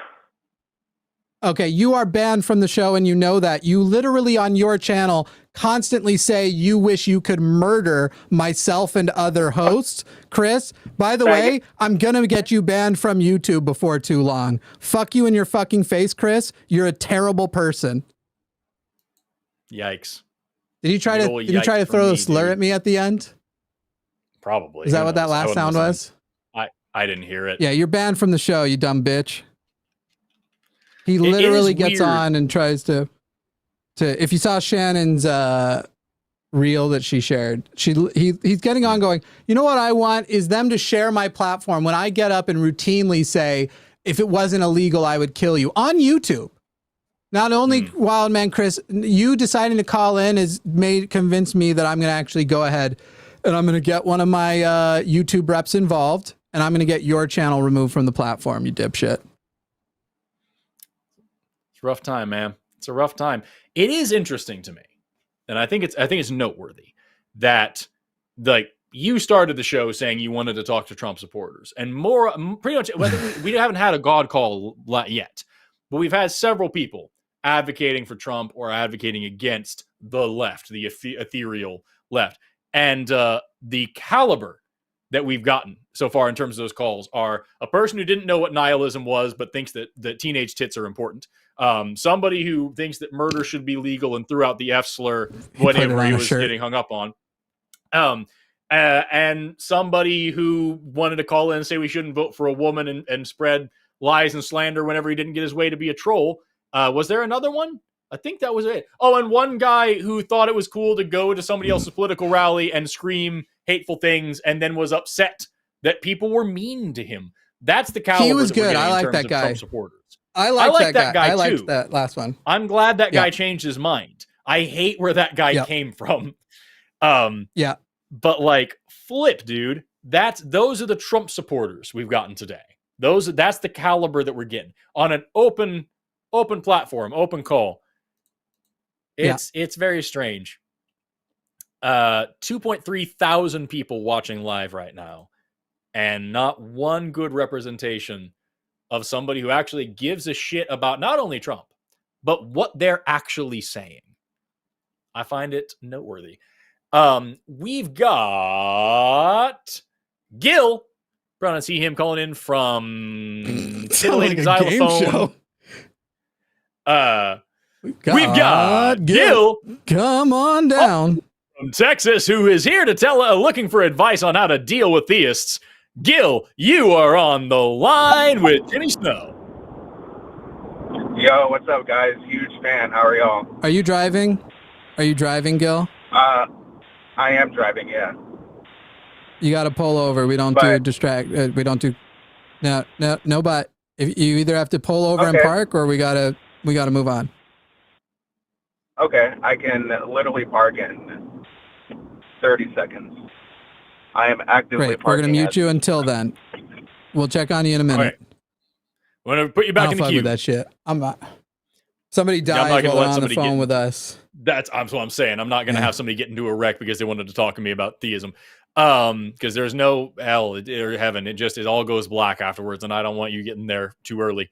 Do you want to just jump right back to that, or do you want to take the next call while we wait for that person? Yeah, since he's parking, we'll give him first shot at, so we don't have to sit in that parking lot forever. But don't call us on the road, people. Come on. Gil, you're back on. How you doing? I'm well. I'm actually parked. Okay. So you were looking for advice on dealing with theists. Is there a specific situation you're talking about? Yeah, so I am an ex-theist myself, and I have to deal with lots of theists in my family because I grew up in a very religious, Pentecostal, charismatic one. So it can be a lot to deal with sometimes, and specifically within the context of, everything happening with the election and, shit like that. It's becoming harder and harder to communicate with them. So, I've been listening to y'all's show for a while, and you've given advice on how to talk to people that might not agree with me, but it's like I said, it's just becoming more and more infuriating as time goes on, and it's hard whenever it's your own family. So I'm wondering how I can communicate with them and try to find some at least some, maybe not common ground, but just find a way to sort of exist around them without it being such a taxing experience. If that's possible. Jimmy, do you have a preference? I wasn't listening. I was texting. So you bastard. Of course, distracted hosting. It really is a question of you're talking about family members here and stuff like that. You need to take into account the very real possibility that this could cost you your relationship with those people. And you need to ask yourself sincerely if this conversation and if this argument and if being on the right side of this argument and all those things is worth that relationship. And then you need to decide how much of this argument is worth that relationship. If any of it, a little bit of it, how much ground are you willing to concede? How much are you willing to let go of? Doesn't mean you have to change your mind, but you have to be willing to accept them not changing their mind on certain things either.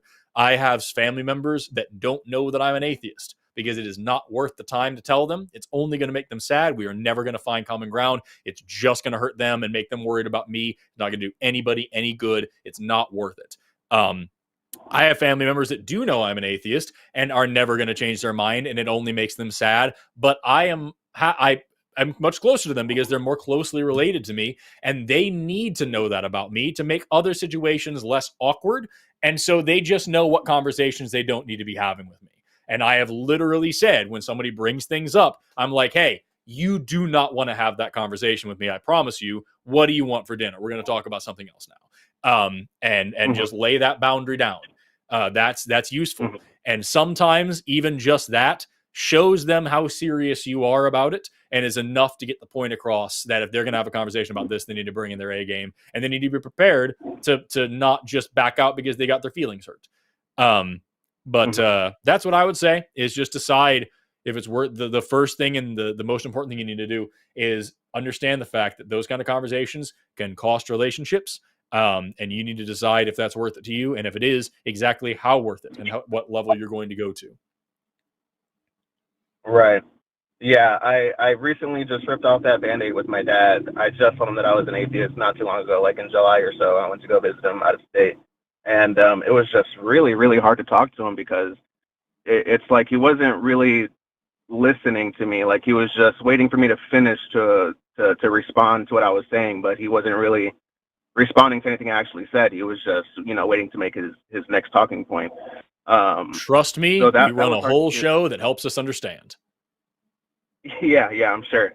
But what makes it especially hard, like you were saying, to see how worth it actually is to have those conversations is, while I don't have any kids myself, I have one niece. My siblings and I have one niece who's my sister's child, and it's hard seeing her go through the things that I went through as a child, if that makes sense. Like seeing like those same, how do I say, like those same, just like the same bullshit, like that I had to endure as a child, and seeing her face sometimes. Like she's still young. She's less than 6 years old.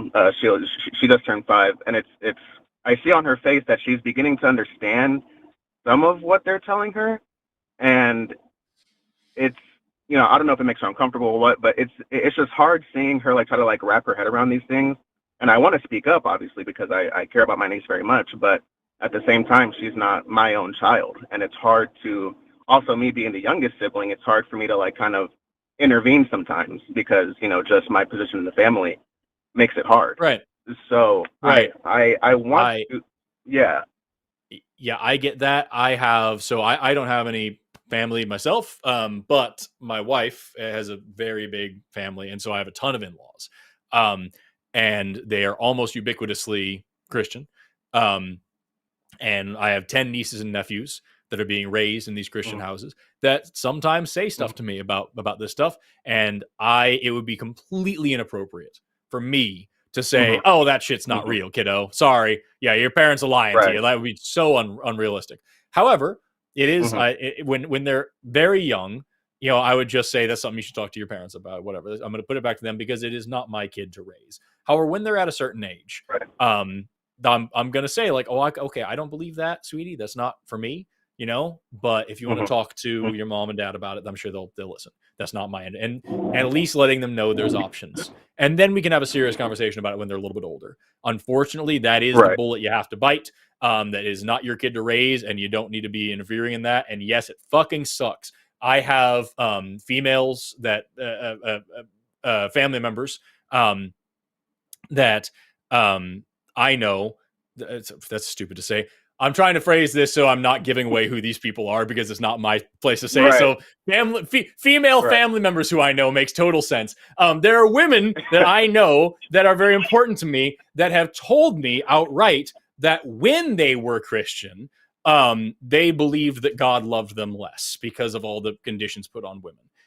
And so they just weren't happy. And I know how much that hurts them to this day, even now that they've deconstructed. And I only imagine what that's doing to all my little nieces who are probably feeling the same way because they're growing up in the same family with the same kind of religious tradition. And that tears me apart. However, it is not my job and it is not my place to try to help those kids deconstruct, at least not right now. And I'm going to be here for them when that time comes. But until then, I love and respect my family members enough to not be an asshole. So That's what I would say to you, is just like, it's when you have that conversation with adults, and when those kids are ready, have that conversation with them. But right now, you do just have to sit there and just bite your tongue the same way that you would want and expect them to bite their tongue about your kids that you're raising an atheist, and not come and try to proselytize to your kids. Right. No, yeah. Yeah, that's anyway, what? Yeah. I'm sorry. I'll let you have the last word, but we've got to move on. All right. Okay. No. Yeah. I mean, that's kind of what I was. That's the conclusion I was coming to myself. It's hard, as you were saying, and it does really fucking suck. But I appreciate the advice. Since being let go, huge fan of the show and everything y'all do. And I'll definitely keep on listening. Y'all have a great night. Take care, man. Bye-bye. Best of luck to you. Also, I want to say that someone very clearly just started watching the show from the beginning, because somebody in the chat just said, "Can you please shut the fuck up about Lord of the Rings?" and got their comment deleted by a mod, and that makes me very happy. We've got lines open for Theists. We've got one on the line that we're about to go to right now. We've got lines open for Theists and Trump supporters. Call that number at the bottom of the screen, 720-619-2288. If you believe in God, if you like Donald Trump, if you don't believe that trans people are people or should have equal rights to you, if you're a sexist, a homophobe, a transphobe, or a racist supporter, here's your chance to call in and actually state your case. We've got Patrick, pronouns he, him, calling in from Chile. Anteaters, somebody give him a jacket. Would like to present the cosmological argument for God. We'll spend 20 minutes talking about why the cosmological argument is bad once you present it. Patrick, how are you today? Hey, before we get into that, are you guys familiar? I'm muted. That mute button happened fast. Because I think that's the same person from before. Oh, yeah? That was the exact same voice of the person pretending to be Zoomer. Hey, I think so. Arden, will you mute that output to master, but leave it with us? Yes. Okay, you should be good. Arden Hart, everybody. Hi. Thank you, Arden. All right, Patrick, are we familiar with what?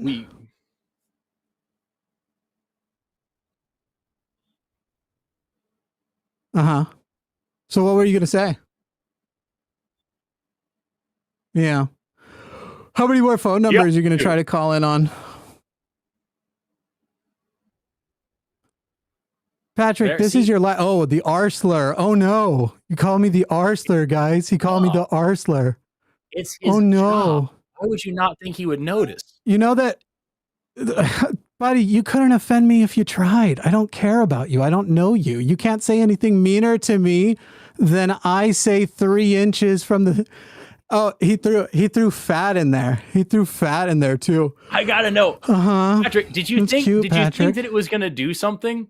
Patrick, like that's what gets me. You're so Did you think that cute. it was gonna do something? Oh, he's accusing me of being a rapist, which is hilarious.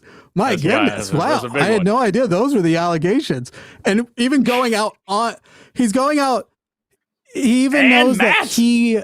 And Matt, wow. Holy shit. Yes. I wonder why I don't know what the point of muting up. Oh, you had a dream about it. You had a dream that revealed we were rapists. He saw it in his dreams. Oh, yeah. Now he said he had a wet. Patrick, this is your life. Do you recognize that, Patrick? We've all been there. Do you recognize that this is what you do with your life? There's no productivity to it. Patrick, what kind of sociopath are you? Hey, Patrick, I just want you to know that you're the reason why your friends leave and that you can't maintain relationships in your life. Get to therapy. Patrick, get to therapy. Go ahead and get to therapy, Patrick, and you will have a chance at becoming a better person. Get to therapy, man. Though I suspect with you will actually use it to learn therapy speak. Of course he dropped. Yeah, I knew exactly who it was. I thought it would be much more. People have spread all kinds of rumors about me, but I don't think anyone's claimed I'm a rapist. This is a new one. You can go back to name. He wanted so bad to offend you, and when it wasn't working, he just threw out more and more ridiculous shit. And when it wasn't working, he just dropped. No, he had dreams. He saw a prophecy in his dreams that told him that you and Matt. I would love, if anything, if you met the people I have sex with, they'd be like, you want to know what's not sexy about him? He doesn't think consenting the one time is enough. He actually over asks for consent. It's like fucking a robot. You know what, though? I've gotten that note before. They were like, look, you've already asked like 6 times, but apparently it's not sexy the 16th time for the one session. When you're already having sex and you're like, are you sure you're not just being nice? They're like, yes, I want you here with me, please, because that's me. You know what, though? I assume that when people have sex with me, they're just being polite. Do you really like me though? Just out of do you? They like didn't want to have actually... an awkward situation. Yeah. It's like an awkward parking spot situation. God. Holy shit! I almost regret. I mean, he said the R slur a bunch. We're not trying to get demonetized. He said he was having a wet dream about Pine Creek and I. It was just a bunch of like, and I'm sure he's going to be one of these other people who call in at some point. He'll be one of the other calls queuing up, but.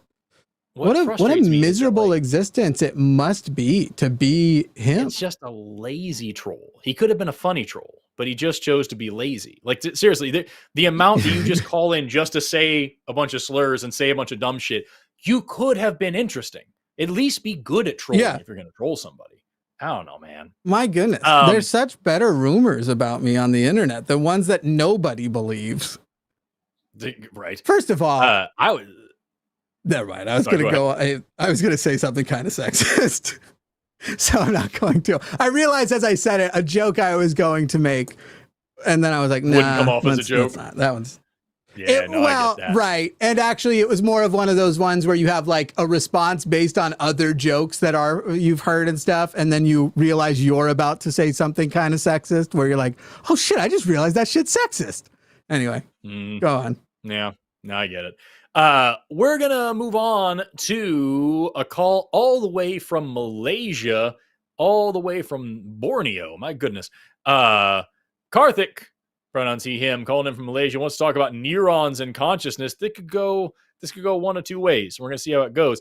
And while we're talking to Karthik, anybody else who believes in God or supports Donald Trump, or doesn't like trans folks, or thinks that homosexuals should not be allowed to marry, or any of the other many, many, many things that we advocate for and talk about on this show, this is your chance to call in and talk to people about it. 720-619-2288. Sorry, did you already pick up this call? No, I haven't. I forgot to say the thing I love to say to these people, because it's so true and so deeply true. Patrick, look me deep in the eyes. Actually, I can enhance this for you and everybody there. Sorry about this, everyone. Patrick. Yes. No, that's good. I'm a much better person than you are. I'm smarter, I'm kinder, I'm more empathetic. And when it comes to our beliefs, mine comport with reality and facts. In every way, and for the rest of your life, I will always be better than you. That's all. Hard on the T. Hard on the T, soft on the ladies. We got... How dare you? You ruined my moment. Soft on the ladies. That's too true. People are, by the way, people keep thinking I'm drunk or on drugs. No, you guys have only seen me for the last few years very sick. I don't drink. I don't even use caffeine. I'm not even kidding. People are like, wow, Jimmy has so much energy now. Wow, Jimmy is so much more. Guys, if you go back and watch stuff, for the last few years, I've just been sick. And to tell you the truth, I'm thinking about, I probably won't, but I've actually been considering being more open about that experience, because there may be things that help other people. I've told Forrest 10% of how bad everything was, and I think he would account for it. It's not great. This show. That's with what I feel great today, man. You're still working. It's nutty. I feel great today. Really the new treatment, the new medication, the BioBinder is working awesome. I feel very good right now. I'm very happy that that's working. This is just me, guys. Drug free. Yeah. Literally the only drug I'm Karthik, on. No, that's not true. I'm on medications, but nothing that does things to you. Karthik calling in from Malaysia. You are now actually on the line for us. How are you doing today? Hello. Fine. Can I talk about this topic? Neurons and consciousness. Yeah. Sure, and it says you're calling in as a theist as well. So, like, I want to know, is what you're calling about related to a belief in a god, or do you just want to talk about neuroscience? What makes it? I don't know. I want to ask you. Okay, so go ahead, ask questions. Yeah, what's your? I don't know if I can answer your question because I am not a neuroscientist, but I might be able to help a little bit. I have some training in the area. I did undergraduate course in neuroscience, and I have some graduate education, so I'm not a neuroscientist in any meaningful way, but I might be able to help. Okay, can I change the other topic? Can I talk about RNA or DNA? I would be more familiar with those. Is it just questions about science? Like, is it just general biology questions, or is it something to do with religion? I want to know just some stuff related to RNA. Can I change the topic? Okay. I'll give you one question, and then we'll move on. Can I? Sorry. Sure. Karthik, here's what I want to say. This is a call-in show by which we debate and expand upon. Karthik, do not interrupt. I will let you have the thing in a moment. I'm going to explain to you. We're here to have conversations about that which we disagree on, potentially to expand things that help people when having those disagreements. We take those calls as well. If you are using us in place of Google, go Google. But if you want to ask questions and actually present an argument for why you, for example, believe in God, then do that. But if it's just generally a Q&A session, I think he does those on his channel, man. No, just I want to know how does the RNA turn into nuclear envelope? That is the next layer of cell. Whether RNA does what with the nuclear envelope? Yeah. No, from how is RNA or DNA is protected from the origin of life? The origin of life?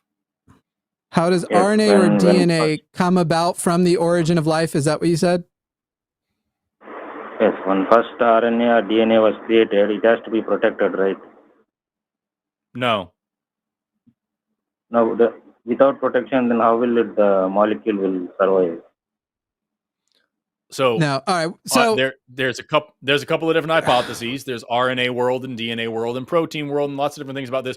RNA is really cool because it is both genetic material and also a catalyst for a lot of chemical reactions. And it also can self-replicate. And also, if you're talking about protection, you don't need something nearly as complicated as a nuclear envelope. All you need is a lipid bilayer, which form naturally whenever there are lipids around. So, like, you could very easily, in the same environment, produce a lipid bilayer and also RNA, get that RNA trapped in that lipid bubble, and you've got a functional, like, proto cell that you're talking about there. None of this is particularly, like, magical. And we're learning more and more every day about how all of those things work. For example, we've recently learned how RNA polymerizes by itself into what we call a oligoribonucleotide, short sequences of RNA. So we know that all the things that make RNA self-assemble, we know that RNA self-elongates, and we know that RNA can work both as genetic material and also as a catalyst for a ton of biochemical reactions. And we know that RNA can self-replicate. And we know that all the things that would protect RNA can easily be reproduced as well. What I would recommend that you would do if you really want to talk about abiogenesis is check out the NASA Astrobiology Primer. It's free online. I'm going to put it in the chat right now. They just released the 3rd edition, which was released this year. And again, it's absolutely free. I'm putting the link to all 3 editions right now in the chat so you can look them up. It's free to read. It's a little bit dense if you're a new learner, but it's not too hard to wrap your head around. You can learn a lot about abiogenesis and how life gets started. Now go to ChatGPT and type in what are the hypotheses for abiogenesis, and don't call in and ask us to do your work for you. That is called weaponizing your ignorance. Go handle your ignorance by yourself. If you have an actual argument you want to make, we'll do that, but we're not going to waste time on a general Q&A. I feel that there is something magical or divine. That's what I feel. That's why I'm asking. So, a question for you, Karthik. Why do you think that there's something magical there if I just explained that literally every part of it has been observed by natural process? He said it because he feels it. He already answered. He feels like it. No, yes. RNA is a code, right? It is some like information. And how does information will turn into something very large? Did Otangelo put you up to this? Why are you just doing the Otangelo script, but way worse? He explained something to you. You didn't internalize it. You show that you don't understand what he just said by asking an ignorant question. And then now you move on to a non sequitur. Why are we continuing to waste our time? If your audio was 800% better, I'd continue wasting my time. But you are going to be the one who decides when to hang up for us. But I have no interest in this. Maybe you said that I have to look up the. Okay, you said that NASA, every information is there. Yes, I literally never said the words NASA. No, I did. Okay. Yes, I put the information there for you to read up on our current understanding about where stars come from, where new elements come from, where planets come from, and where life comes from. And that is the best source of information that anybody can read without a serious education in the area and understand pretty much everything that we know about those topics thus far. What I want you to take home with you is the fact that the word information doesn't actually mean anything in this context. It's a sequence of nucleotides, which is gonna be read. So yeah, technically it's quote, quote, information, but when you call it information, you are prescribing intention to it that you don't need to do. So like it's not like it's a computer code. It's not like it's a book. It's none of those other ridiculous things where people try to compare it to stuff and then pretend like there has to be some intelligence behind it. There very clearly does not. No, but it has to create, you said that it will create proteins. That proteins only make the larger life. That information creates protein. Proteins coming first is actually one of the hypotheses about abiogenesis, because we have also demonstrated all the parts of proteins self-assembling and proteins elongating by themselves, just like RNA can. They use a different mechanism. They do it on surface tension of microdroplets of water. But yeah, we have seen what we call peptide elongation, very small proteins self-assembling. That's a thing that can happen naturally too. So proteins can self-assemble, RNA can self-assemble, RNA can self-replicate, RNA can also catalyze chemical reactions. All of the pieces that make those things self-assemble as well. None of this is magical. And if you want to do some actual studying into it, you can learn why none of this stuff is magical and why there's no reason to assume that there's a magical answer for any of it. So after formation of lipid layer also, polymerization is possible. That's what you're saying. Yes. Not only possible, but observed. But that means that lipid layer will be broken down and then polymerization will happen. Huh? Yeah, I think I understand what you're saying, and yes. So the first that is natural. That will happen naturally. Every part of it. So we have not yet made life in a jar, but we've seen damn near every part of that needing that would be necessary for that happening naturally. Yes. Anyway, with that, Karthik, we're going to move on. Go ahead and read, because I'm just regurgitating stuff that I've learned from this stuff. Go ahead and go read that NASA Astrobio Primer. Make sure to get version 3. It's the newest one. And it's free. It's absolutely free online. And you can read through everything that we know about abiogenesis. All right? Okay, thank you. All right, take care. Bye-bye. Okay. Can I have first crack at Jacob? You made me sit through that. Yeah. I'm willing to entertain that might be real, that he might just have serious questions. It wasn't. It wasn't. Like by the third question and him repeating back wrongly, it was clear this wasn't. But even if it was, we're not Google. We're not ChatGPT. Right. Go fucking do it there. We're here for the hot stuff. Like see more butts. Also, that's a name in chat. I was going to say the hot stuff like J Mike and Jamie the Blind Limey, who are also both in chat. Good to see both of you. I hope you both are doing well. Good people, those people. We've got Jacob, pronouns he, him. Calling in from Tiny Nipples, who, what? Tiny Nipples. J Mike and I don't think have ever actually met, but he's been on my network like 6 times or something crazy. He's a genuinely very nice person. You should get to know him. We've got Jacob who wants to explain why people should vote for Trump. And I don't see any previous calls. So let's see how quickly we can clock that this is actually just that same dude calling in for the third time. Oh, this call was technically in, and the other person's a coward. They don't call from a phone number. Fair enough. But we'll find out. Jacob, we've got you on the line with Jimmy and Forrest. How are you doing today? Hey, what's up? Did somebody tell you something about my nipples? Is somebody watching me? Am I missing out here? What's going on here? Tiny Nipples was everybody what knows. Says, Jimmy, it says Jacob from TN. That means Tiny Nipples. That's the joke that he's doing all night. And all I care about is that this be the only night he does it. So I'm not pushing back that much. I'm just hoping he doesn't do it ever again. All the time on all sorts of shows, and everyone hates it. We're gonna start using AI to dub over the right name, just so you know. Go ahead, Jacob. Yeah, I'll take it. I'll take it because the wife told me I have pepperoni nipples. So that's a upgrade for me. I'm here to give you the confidence you deserve about your nipples. Mine are hot. Jacob, They've what's been going yellow on, in man? the center recently because I keep my place so cold. Truly What a hell of a way to start. Jacob, you're Go on. ahead. What's going on, man? What do you think about Donald Trump? What's happening? Man, I'm a little torn, to be honest with you. I'm still trying to figure this We'll out. disabuse you. And you know, I got a pretty hot button topic for you. And you know, I'm 38, right? And I've got a child that's 16, and you know, my concern coming into this is kind of the medical approach to youth as it comes to transgender care. And I've got some pretty decent, and I've got some pretty, you know, I can back some things up here. And I'm just curious if I can present some decent evidence, if you'd be willing to change your mind. So yes, Always I would with change my mind actually with evidence. good However, evidence. You said you'd give me first crack. How dare you? oh, fuck, I had a different question. Go ahead. All right, fine. You do it. You do the cracks. Get into your crack. If you can actually present good information, Jacob, but here is the thing.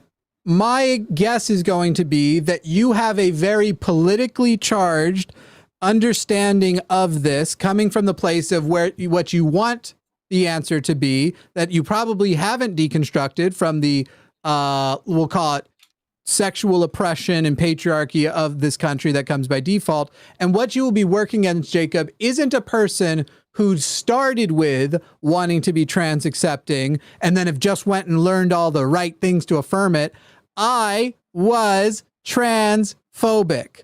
I rejected trans identity.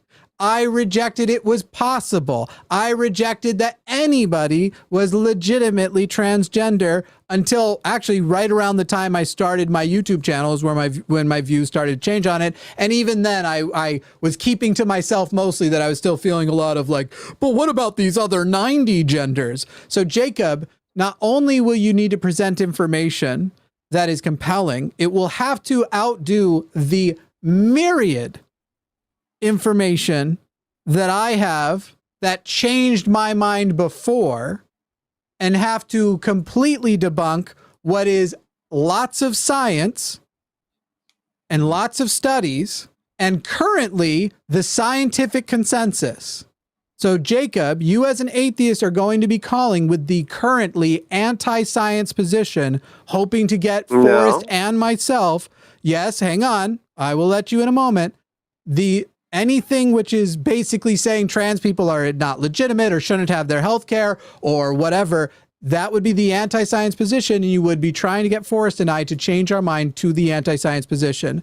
But then even beyond that, Jacob, if you are only voting based on trans care when it affects so few people, then I also think that's just insane. Because you are an atheist and I assume value church and state separation and should be very worried about the fact that his first term undermined a ton of it and that he put 3 Supreme Court justices picked by the Heritage Foundation to keep overturning more and more and more. and that his second term, Agenda 47, which has tons of overlap with Project 2025, which is that same foundation that picked his Supreme Court justices, have even more in store for us, that you would take rights away from women, from gay people, from non-Christians, whether they are atheists or Muslims, because you are worried. Hang on, Jacob, because you did say that the trans issue is the one you are stuck on and everything else is obvious otherwise, man. You said that was the one compelling you because you may not want trans people to get affirmative care.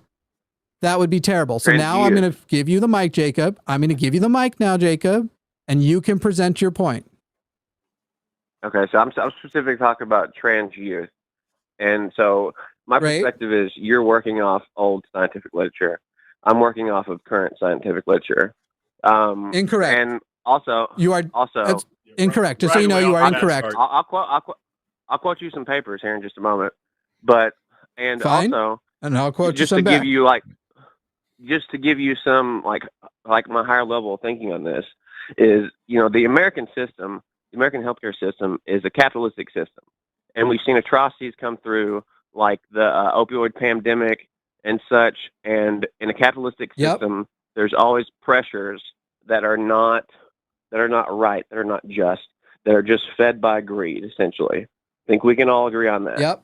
So I've picked my studies from countries that have non-capitalistic healthcare. So can I start really quick before? Sorry, but just before we go any further, I just want to reiterate that you are saying that you have more accurate, up-to-date information about this than every major medical association in the country, and also the World Health Organization, because you have read a couple of studies from some non-capitalistic countries, and that is why you understand this issue better than them. Is that what I'm hearing? Yes.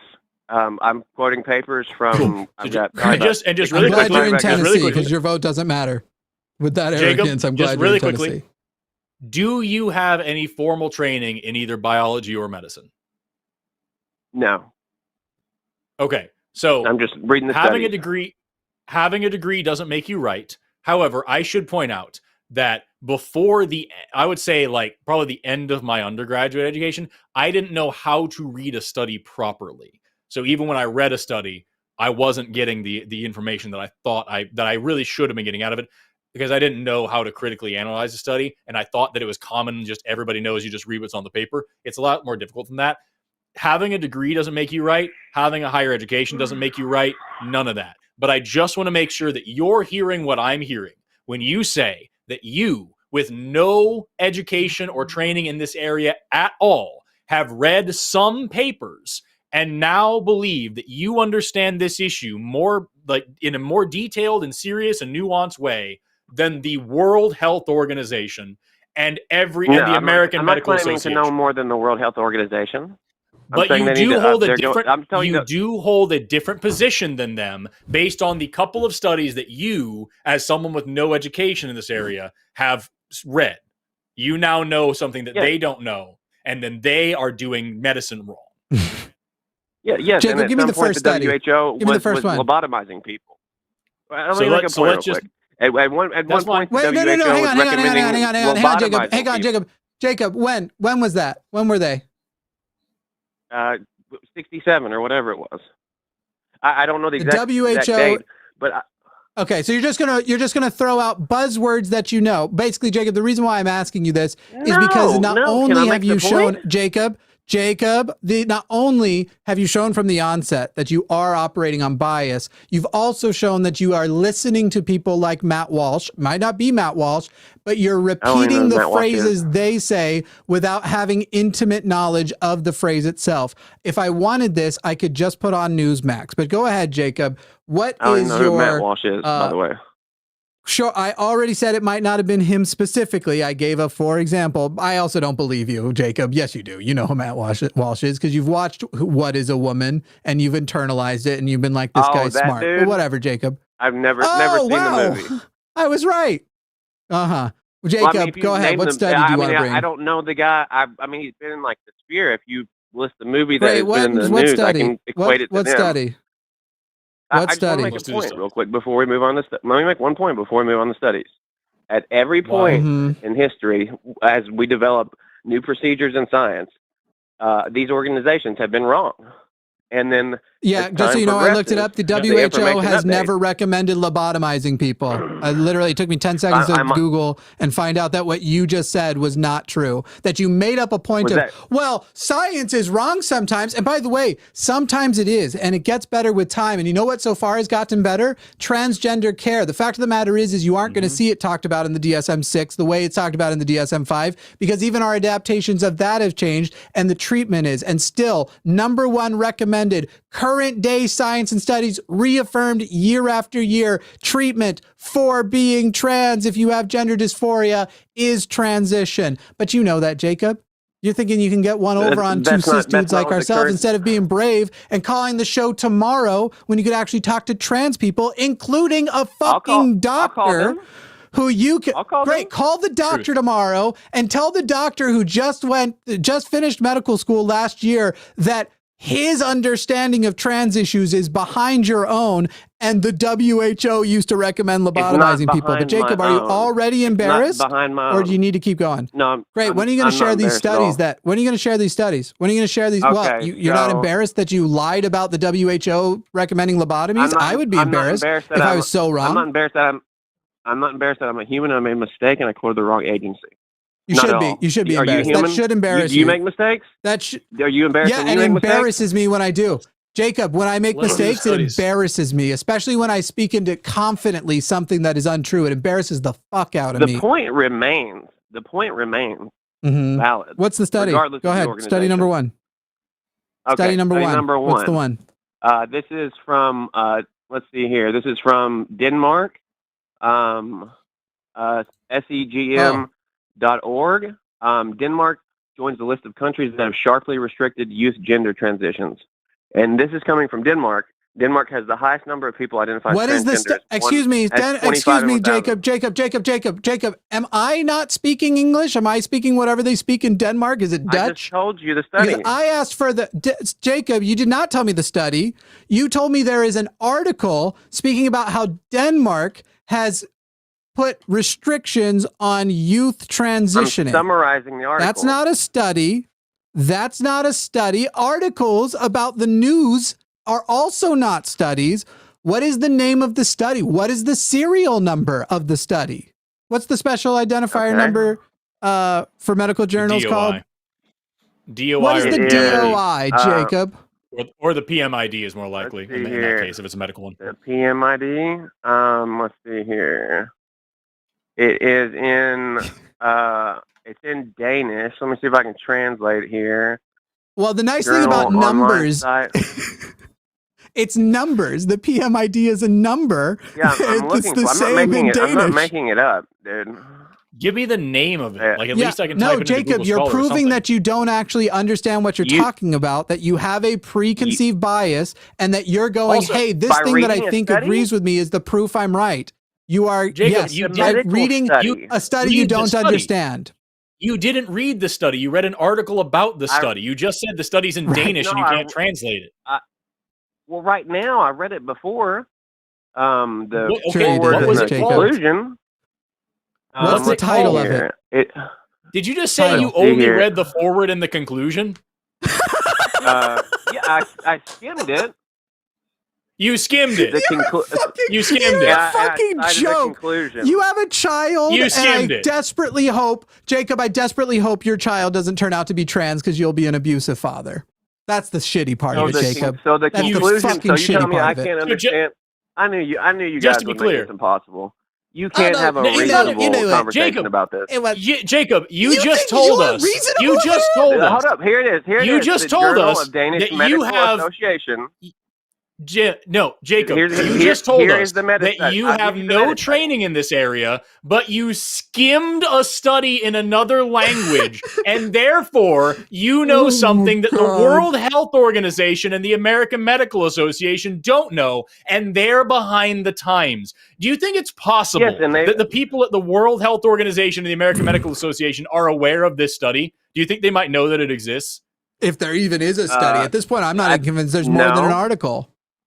You don't think they know it exists? The Danish medical, I have no clue if they know it exists. Hey, Arden, do you know what he's trying to get at? Yes, I know what he's trying to get at. Yes. Good. It is, you know what article he's trying to find? It's not even a study. It's Denmark went to the model that the UK was considering, where they only give gender affirming care to trans youth on a a medical trial. That is what he's referencing. Denmark moved back from giving gender affirming care to minors, except for in this situation. He's not even referencing a study. He's just referencing a policy. Jacob, are you embarrassed yet? Because that warrants embarrassment. Yes. You don't know what you're talking about, By Jacob. that one. So here's you should be. The three of us are embarrassed for you. Please join us. Danish Medical Association. So you're just going to hand wave away. You're just going to hand wave away. It's not hand waving, Jacob. You don't know what the fuck you're talking about. Jacob, are you seriously hold on? Are you seriously accusing us of hand waving away the Danish Medical Association as you sit here and hand wave away the American Medical Association, the American Psychiatric Association, the Endocrine Society, the World Health Organization, every major medical association in this country? You are hand waving away, and you're upset that we're hand waving away a study that you didn't read that doesn't say the things you think it says. Is that seriously your argument right now? It does say Jacob, the things Jacob, how do you know you didn't read it? I'll stop hand waving when you give us the PMID or the title. What's the title? The title of the article, not Journal of Danish Medicine Medical Association. Let's see here. What's the title of the article? Remember at the beginning when I said that having a degree doesn't make you right, but I didn't know how to properly read a scientific paper when I was in my early undergrad? This is what I'm talking about. But now you've learned to just read. You learned. Yeah, Jake, all you have to do is read the very beginning and the very end, and you know the whole thing.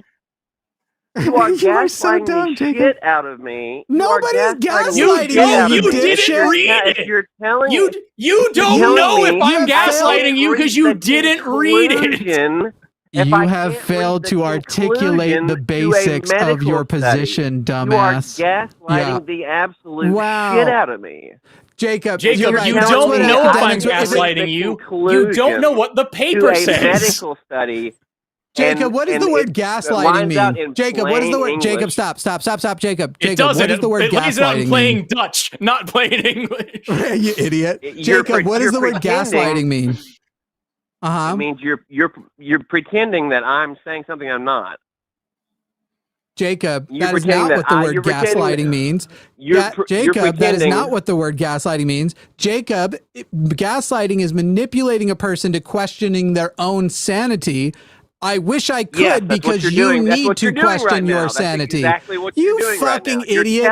Jacob, you're sitting here and saying that you read a conclusion. Shut the fuck up. Yes, you cannot read the conclusion and understand the entirety of why do you think they write the rest, you fucking idiot? You can't read the end of the book. Numbers you can't read the final page. Oh my They write it for the data. The conclusion is a summary. And the general public. The conclusion is a summary. Hey, Jacob. Jacob, when you wrote papers, did you only get graded on your conclusion, you dipshit? There is important information along it. And by the way, Arden is already... Shut the fuck up. Quit trying to talk over me. You're so fucking stupid, and now you're muted. Not only is what you were trying to say in summary wasn't true, when asked for the study, you have failed to cite it so far, so you came for a gunfight and brought a rubber chicken with you. Oh, is this the time to pull out my pistol? Peacock! You don't actually have a conclusion to present us. You haven't been able to give us the PMID or the title so we can at least see if you're in the ballpark. And the laws that you were initially citing instead of the study don't even say what you say they sent. Not only did Arden correct you, I looked it up since then. You were wrong. So speaking of should be embarrassed, if gaslighting is trying to convince somebody for being an idiot to be embarrassed, then boy, am I gaslighting you. Please respond. English. Yes. Do So you speak it? I do. So the meat and bones of a scientific study is for people who What are study? What study? What scientific study? What scientific study? The foreword and the conclusion. Can I finish my statement? No, Jacob. Which scientific study? Because you can't finish your statement until you present us the actual study, because we're not going to take your word for it. You have not yet given us the title or the PMID. You could have given, if you have it, give me the title or the PMID. It's not that fucking hard. I'm trying to multitask right now. And my iPad's giving me a little trouble with Translate. I'd be more than happy to search for it. Hold on, I'll give you a PID. That's the sound of your rubber chicken ass showing up to the gunfight. No, I don't care. I don't care. You're so full of fucking shit. Get your shit together. Get your shit together and call in tomorrow. 20 minutes of wasted time?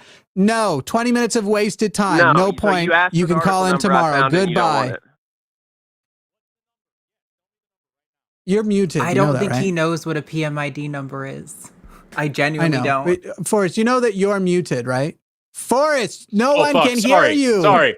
I'm sorry. Yes, I want the number right now. That's why I was asking. I don't think he knows what a PMID is either. And I don't want him walking away from this and saying, I tried to give him the number and they wouldn't listen. What's the fucking number? I told him he can call in with it tomorrow. I told him to fucking prepare himself, because we took 20 minutes about this article, and that's when I was done. 20 minutes, and we still haven't gotten to any of the meat and bones. And this is a person, just so you know, there are two things on display. I've been learning a shit ton about cognitive biases, so you guys are going to keep noticing. I'm going to be talking way more about fallacies and cognitive biases. Two on display. First, confirmation bias. This is what he wants to be true, and he embraces anything which he thinks affirms it, even if he doesn't know that it does, and rejects and just dismisses anything that doesn't. Two, Dunning-Kruger. And I know people are going to say, but there was an article about Dunning-Kruger that maybe it doesn't exist. And just so you know, that shows that you're doing Dunning-Kruger about Dunning-Kruger if you think that that was sufficient to dismiss it. Dunning-Kruger certainly exists, and y'all are fucking crazy. That one article could change your mind. Get out of the Dunning-Kruger hole. I'm waiting for someone to reveal that was the point of the article, to prove that Dunning-Kruger is so deep you can convince people it doesn't exist by publishing an article that just says it doesn't exist. Anyway, Dunning-Kruger is where the less competent you are on a subject, the more confident you are early on. And so essentially it spikes up dramatically, and knowing a little bit, you will actually be more confident on the topic than literal masters, as Forrest was talking about. These people, literally the top of the line people, the great people. We have the best people on it, but we do. The people who are actually doing the science, the people, the consensus, the people with the actual PhDs who read more than the foreword and the conclusion. But that's gaslighting me, man. Don't gaslight me, bro. Fucking what kills me, like, the reason my mic was muted was so nobody heard my typing on the keyboard over here, because I was desperately trying to look up this fucking article, and I found something that sounds like what he was saying. And it's what I think it was what Arden was talking about. Denmark joins list of countries that have sharply restricted youth transgender transitions and all this stuff. And I actually found the article. It is all in Dutch or whatever the fuck. And so I took the actual identifiers to Google Scholar, found an English version. I didn't find the full thing, but I found the abstract. Just here's the outline here. And it's not a study. Yeah, it's not a study about how transgender healthcare is so bad. It's a study showing how it has changed. I just put it in the chat here on vMix. It's there. Can you do it in Discord? Fuck yeah. That's not the computer that I'd be operating on. Isn't just in our little group Discord chat for the show. It's just saying that they used to do stuff like puberty blockers and hormones and surgery and stuff, but they're noticing a shift and more doctors are relying instead on like counseling and stuff. It's not saying why it's happening. It's not saying that it's a good thing. It's a report on just how gender affirming care has changed. Danish healthcare offer for children and adolescents with gender dysphoria is the title of the thing translated. And This review discusses how a rapid increase of referrals, especially among adolescent birth-assigned girls and other factors, such as high rates of psychiatric morbidity. Yeah. It's funny that that they're adapting it more for people who are born female at birth, when the people that they're all freaking out about all the time are the people assigned male at birth. Yeah. There's some irony there, but anyway, I'm not going to pretend I understand the full study just because I've now read the abstract. You dumb bitch. No, I understand it. I understand the full thing because I read half the abstract, and that means that I understand the whole thing and also everything else about the situation. And that's why I wrote the word Danish, which means I'm hungry. Yes. Dutch and Danish aren't different things, as far as I know. Those are the same language, and also it's not a real language. It's just they're just pretending. They don't actually talk like that. They're all just wait. So what language do they read? What? Oh, Danish. They read Danish in what fucking Denmark, right? Yeah, that makes sense. I'm just fucking around. That adds sorry. up. I do want to throw this out there. This is a quote from another article that I've actually read from the American Medical Association. It's 2 years old now. It was published by who was at the time the president of the American Medical Association, Dr. Jack Resnick Jr. And he writes, every major medical association recognizes the vital role of gender-affirming care and improving the physical, health, and mental well-being of transgender individuals. Widely accepted standards of care and clinical guidelines recommend a staged process for transgender minors that enable young people to explore and live the gender that they choose while keeping options open. Studies have consistently demonstrated that providing gender-affirming care is both age-appropriate and evidence-based leads to the improvement of mental health outcomes. Conversely, denying such care is linked to greater incidence of anxiety, depression, and self-harm. For those and other reasons, it is imperative that transgender minors be allowed to explore their gender identity under safe and supportive care of a physician. So, once again, the American motherfucking Medical Association, and I'd be happy to pull up the World Health Organization as well. I'd be happy to pull up any one of 5 different college-level textbooks that say the same shit about trans people and how valid they are. I can't be flexed with when it comes to somebody like Jacob, who's literally going to sit here and say, I have no education in this area, but I have read some of one study in a language that I don't speak, and therefore I'm right, and the fucking American Medical Association and the World Health Organization are fucking wrong. I cannot handle that level of arrogance. Do you prefer a cheese Danish or a fruity Danish? I actually like one of each, so I get the savory and the sweet, and I'm also incredibly hungry. But if I had to settle down on just one, more often than not, I feel like I'd take the cheese. Interesting. If I was in Denmark, would I be a fruity Danish?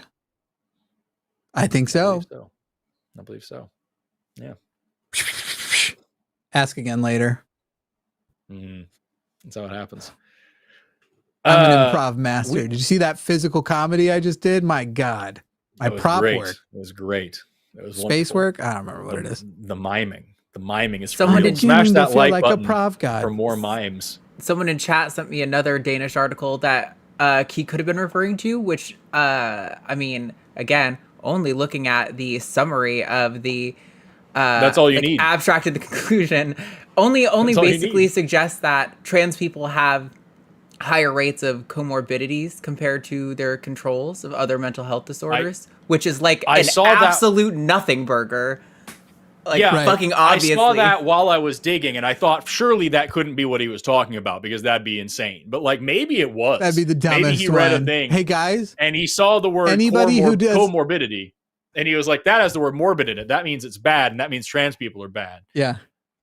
Just so you know, anybody who it's in any society where you are a member of the out group, you will have mental health comorbidities at a higher rate than people in the in group. Literally, it cannot. It's not only trans people, left-handed people had higher mental health comorbidities years back because of the way society used to treat them. So that's the sound it makes when I come. The key is reading. Reading is fun. Oh, that's gay. Shut up with your gay reading thing. Right. Don't cancel us, YouTube. I'm queer. Don't cancel us, YouTube. I'm allowed to say that. You're so gay. And you don't even like boys. That was a dumb song from back in the day. You're so gay. Are we going to pick the next one? Jesus Christ. Go already. We'll do the next one. That's fine. Oh, John called back. Yeah, I saw that. Do you want to jump into it or you want to wait for a minute? Because we have another theist on the line. Which one was John? Was John Patrick's other name? Arden, who was John? I don't remember. I can remember, mute the mouth. I think John was the one. Yeah, do the same thing. Do the same thing. Yeah, I think John was the one who said that he's arguing with children and then hung up because we never actually got around to the point that he was trying to make at the beginning. I believe that was John. I could be wrong. We'll find out. John, you're on the line. John, with Jimmy did you call us again. children? John, did you call us children? Yes, okay, that's that the was one, you. yeah. All right, you can unmute to Master. I don't think he's going to be a bitch. John, are you going to be a bitch? No, I won't leave again. I'll just take it. All right. That's right. I mean, we can pick up where you left off. I mean, you mentioned something about babies' eyes being wired up. And babies, actually, their eyes are only wired up to see at a distance from breast to eyes, basically. I mean, this is That's going, right. like, I remember what it is. I remember what the call was. Okay, so you're the one. So you're the one who is up. really concerned. Right. You're the one who is really concerned about breastfeeding. So now it stands to reason, John, that you would need to answer. I'm more concerned you would about, need to answer all of the questions that we had for you after you hung up that we were talking about. John, do you believe that cisgender women who cannot breastfeed should have children? First. Because I want to respond to the thing you just said. You just moved. Hang on, John.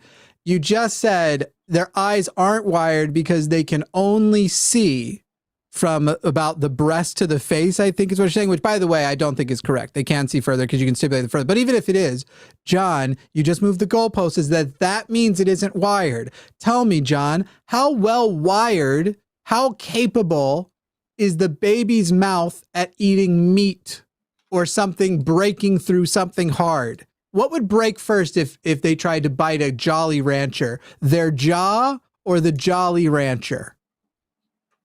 That's a ridiculous question. Obviously, they can only drink milk out of a breast. No, it isn't. It's pointing you the exact same thing that you said, that their mouths are the only things that are fully wired, and their mouths aren't even fully wired. Every part of your body has development to do until your fucking 20s.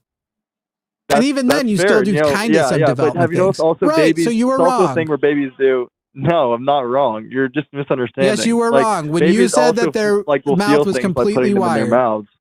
And I think completely wired. It's the only thing with any degree of coordination that can grab things that can feel. Like babies, their hands, they're basically just like their eyes are literally coordinated. They can move their eyes in the direction they want to move. I have yes, they are. a million other questions. They can choose but where their eyes look. look. The thing at hand is that like women, like mostly young, you're such a silly boy. Honestly, women who tend to be more masculine, temperamented, and autistic. Huh? Go ahead, silly boy. Okay. Mainly young women who are adolescents who feel like body dysmorphia, not feeling comfortable in their body after they hit puberty. Specifically girls who are more masculine, women who are like more autistic on the I didn't mute him. I don't hear him. I've been sitting here the whole time. I didn't hit mute. Reactivate your phone. Come back to the browser or something. Hello, can you hear me now? I don't think. Yeah, go ahead. Okay, sorry. No, but where did I leave off there? I think you were getting around to the point of saying they're just mistaken. They're actually tomboys. Well, a lot of them, like I said, they have more masculine temperament, like on average, and a lot of them are actually disproportionately autistic, like that Chloe girl. And basically, they're kind of, I think they're like tempted, I feel really comfortable with my body. I don't like the judgment from other men, and like this is the pathway that's gonna make me finally happy. And they do that, and it doesn't cure the level of depression or the level of anxiety. Or I think on average, it's like we're looking at being trans in society doesn't cure the depression or anxiety. That's crazy. Amazing, right?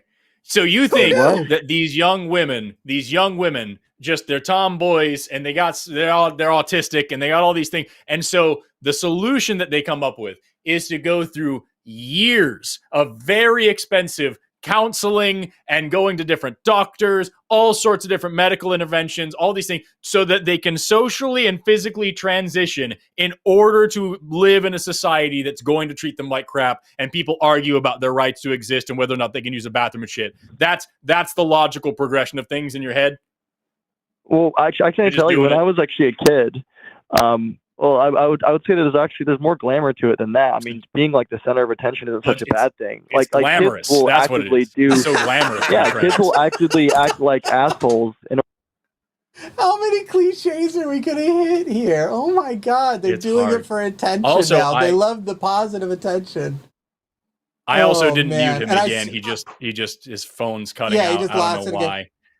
I assume John, he's going to bring up the regret rate. It is weird that he's focusing on trans boys. They usually like to focus on trans girls. It's a different pathway, and it usually doesn't happen as young, as far as I know. But like, there's I mean, obviously no one's the same. But it's just out of curiosity. Like, on one level, you have men who are more narcissistic and they want to be their perfect woman as long as they're perfect man. You have older men who basically are in celibate, and that's basically their way of like finally like. I mean, in a weird way, it's like psychologically like being inside of a woman and actually getting to experience what a woman is like. This is the most, I got to tell you, John, out of all of the dumbass transphobic arguments I've ever heard, this is the most like Freudian. Like, you know what I mean? Like these men are these men are just, they can't have sex with a woman, so they're going to become a woman. It's all about reverse penis envy is what it is. I wonder what the relationship was like with their mother. Everybody stop. Everybody stop. Stop for a second, John. By the way, you can put the name tag up if you want, Art, and it'll make your job editing easier. John, I'm going to do you a favor. I'm going to write down on this piece of paper what the argument you just meant. Basically, incels will become women to be some version of inside a woman. Will become a woman to finally be inside a woman. Now, here's what I'm going to do with this. Particularly the older crowd, like the ones that are like 50-year-old men who are trying it for the first time. Yeah, that's fine. I got the summary of it. I got the summary on it. Now I'm going to crumple it up, and I'm going to stick it in my ass so I can pull it out of there too, just like you did. Okay. Fuck yeah! Yeah. Oh, okay, I have a question. Look, you got a new argument. Now amazing. Smells. No, but like, I'm being serious. Do you think? You think? No, you're not. I know you're being serious. I know you're being serious. You Dunning-Kruger-esque motherfucker who just start adding the word substrate in, and you'll be as fucking accurate as your fucking dumbass hero. Okay. Well, anyways, because what they really have is a lack of creativity. I still have so many questions about breasts. I have so many questions about breast reduction surgery still. Okay, I'm your guy. Tell me, what do you have questions about breasts? Well, your argument earlier was that that trans men should not have breast removal. They shouldn't have mastectomy because then they're going to have babies and they need to bottle feed those babies. And I have a million questions about where your logic comes from with that. Well, I guess I was more specifically saying that there's a lot of risks that aren't well communicated to people, and that's one of them. I mean, honestly, I would like to get into the idea because I know you guys mentioned that you weren't in favor and you don't think it's a good idea to do surgery on kids, which I think is John, are you going to call? Are you calling tomorrow? By the way, about hormones then, because the hormones. Ask him if he's going to call tomorrow. Forrest, I'll leave it to you, but ask him if he's going to call tomorrow. That is a good. Yeah, tomorrow's transatlantic call-in show, isn't it? They didn't let me call in. Arden, are you picking that one up? I don't know who picking that up tomorrow. Yeah, it's gonna be myself and Luxander. Nobody has banned you. I've never even heard your name before, so you are welcome to call in. The screener stopped me from coming in because they asked me if I was how I felt about circumcision, and I basically I told them that like, nope, I'm an uncut gem is basically what I said, but in a more slightly graphic way. They didn't let me through. So you were so much of your story does not add up because. Our screeners would not bring up unprompted whether or not you support circumcision and then not let you on that basis. There's some major part of your story you are not sharing. No, they did. They don't screen like that. Okay, if I'm going to say it has something to do with the fact. I think John gave it away. I think it has something to do with the fact that John said he's an uncut gem, but he said it in a slightly more graphic way. So what I think happened is that John called in about something to do with circumcision, or about genital mutilation or whatever the fuck he said earlier when he was talking about mutilating kids. I don't remember if it was this call or not. He brought that up, and then the call screener asked for clarification. So are you pro or against circumcision? And John said, let me tell you about my cock. And the screener was like, all right, we're not doing this, and dropped him. I think that's what actually happened. But to tell you the truth, I think most of our screeners would have still just put that in the notes and been like, this misogynist whore is trying to be a bitch. I know John, exactly I just don't believe you. Okay. And I don't believe you. And I don't believe your characterization that our moderators were doing that. The moderators know that that's not their place. All of your other moderators have been very sweet to me and have been very, very nice. I've even had a couple of like told me that I was doing a good fight, and I was like, thank you. I don't want to out anyone. But like, hey, John, I want you to know I did this because it seemed funny. It's getting late. Let's move on. That's very funny. What the fuck? What are we doing with it? Questions.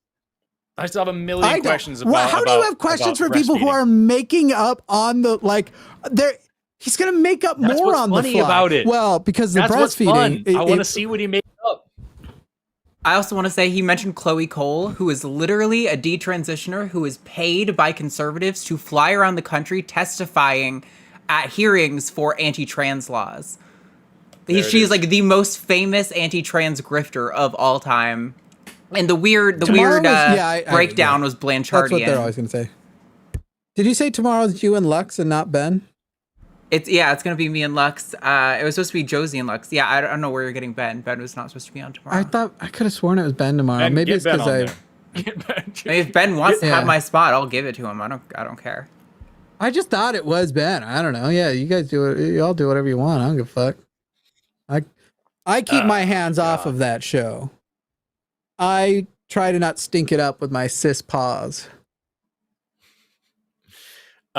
We've got. I thought Arden would say something. I thought she'd have some little quip after I said that, and she'd be like, "Nope, I just want this whole place stinks like that piece of paper you just pulled out of your ass." There you go. You did it for me. Thank you, Jimmy. Classic You're cis welcome. man.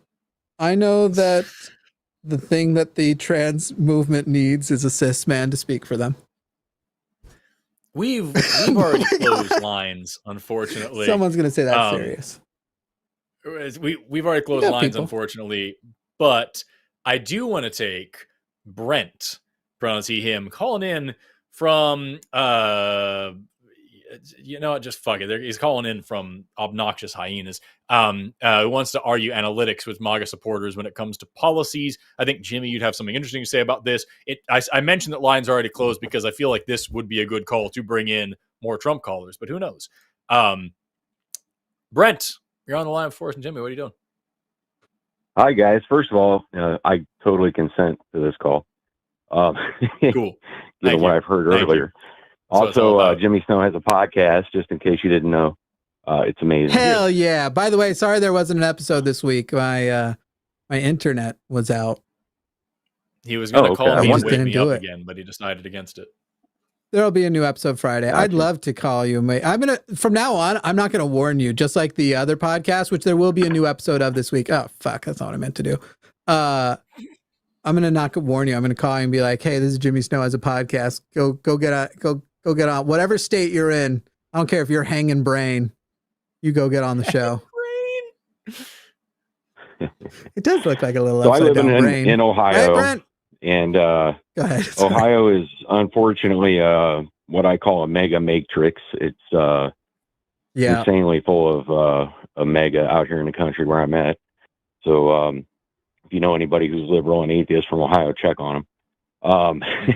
Yeah, my sister. I have a sister there who's liberal and goodness, not atheist, but very progressive. 4 days ago, I had one of them ask me to step outside and see that the moon was out in broad daylight and that you could see through half of it, which proves it's fake. You can't make that shit up. Go on. I love flat earthers. They're so dumb. Right. So I argue with my mom a lot, unfortunately, because she's a big mega person. But we were talking about, I was trying to explain to her jobs, the unemployment is actually at a 30-year low, not a 30-year high.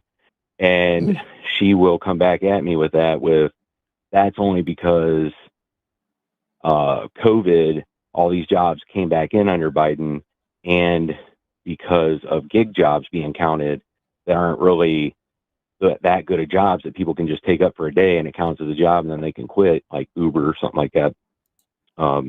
She's half right, Brent, by the way. But the fact of the matter is every measure that Trump benefited from that was bullshit, they both benefit from bullshit measures. However, the gig economy is one of the bullshit ways that we represent the economy is better than it actually is, because actually people are still, and they're basically like, I can survive a little more, but I can't live. I can't thrive. But she's not technically wrong on that. However, any of the things which he would claim victory over, if those were the same numbers, that's where I would take it is, no, you're right that the gig economy shit is bullshit, but you're not right that that isn't representative of whether or not only if Biden's doing a good job by those same metrics that Trump would be held against, but also what could you have expected job-wise out of the two? And when it comes to inflation, I don't know why none of us are talking about that Biden, the inflation under Biden is better here than the rest of the developed world. And it's actually worse than it would have been had Trump not put in tariffs, which lowered supply, which increased cost of goods, as well as deregulated, which has caused increases in prices and has enabled corporate greed. Those are, Donald, like, I know people just want to be like, you just want to find a way that the thing happening under your guy isn't your fault. But literally, this is how these things work. They're delayed by years in the same way that no one's going to argue Joe Biden is who put the Supreme Court justices in place that overturned Roe v. Wade. Trump did that, but in Biden's administration. And Trump is more responsible for excess amounts of inflation than we don't need. And Biden is responsible for keeping inflation under the rest of the developed world. That's what I would tell your mom. But I don't know if there's a point in talking to family about this shit. I would also throw out the fact that when we measure things like employment and whatnot, it only counts when we're talking about unemployment. That number is only counted if someone is looking for a job.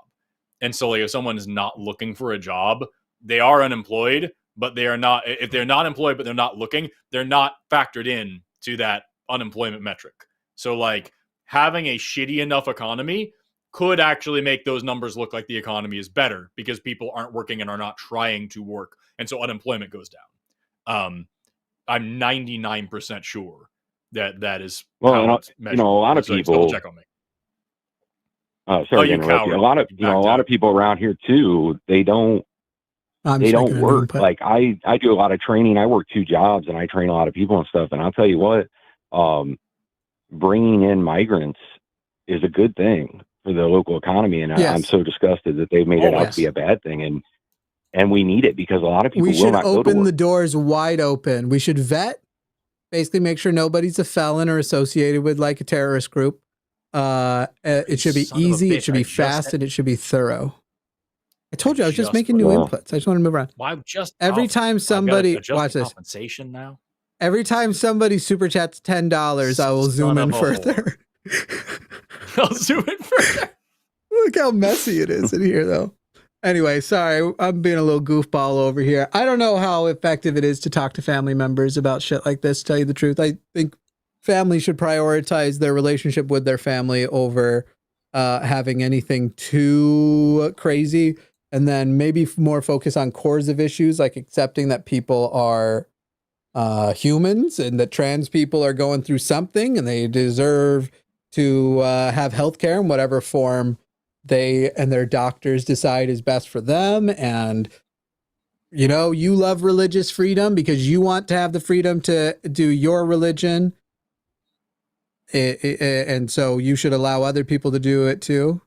Like, I don't know. I wouldn't focus on the specific vote. It's just pointless, I think, with a lot of family, unless they show they're receptive. For sure. I will say in my neck of the woods, at least in the 100-mile radius that I play around in, and I work in a LGBTQ club and all that kind of stuff, but the trans people around here are treated really well. And even my daughters in school, they have been offered all kinds of information and things and are free to go to their counselors. And we've had, they've got like videos, the genderbread man, like videos that explain all kinds of different things about gender, which is really surprising me for Ohio. But also we came out for women's rights too. So there is some goods around here, you know, not all bad. I like it.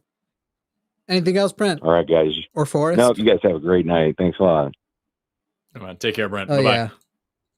I hope Ohio gets better. The land must heal. I'm guessing he lives probably near Columbus, that area. You got $20 to Zoom, by the way. All right, let's zoom. How far you think? Think this is good? You said you zoom in more for every $10, and you got 2 of them. So like that's pretty far. I like to push the envelope. We've got 2 callers left, one theist and one atheist. I'm going to save the theist for the end because I think it'd be interesting. Jimmy has the call on whether or not we reopen lines and stay here for several more hours, but I don't think he wants to do it. We've got. Try to evaluate if my eyes are turning yellow. You look fine. Marisa, yeah, just a little bit at the edges, or it might be. It's either Marisa or Marissa, or maybe it's something else. I'm gonna go with Marissa. That sounds more like what I'm talking about. I'm gonna go check that in the mirror real quick. Now I'm getting freaked out. You start that up. I'll be back. All right, calling in from Ungoliant's taint, the gooch of the spider demon of the first age. It was an atheist who wants to know how I, specifically as an educator, would explain away mythical creatures to children. Marissa, you're on the line with just me. How are you? Jesus Christ. Hi, Forrest. How are you? Is it loud? I'm sorry. I brought you in and just heard screaming. I'm so sorry. I've got little ones, but moving to a quieter area. You're fine.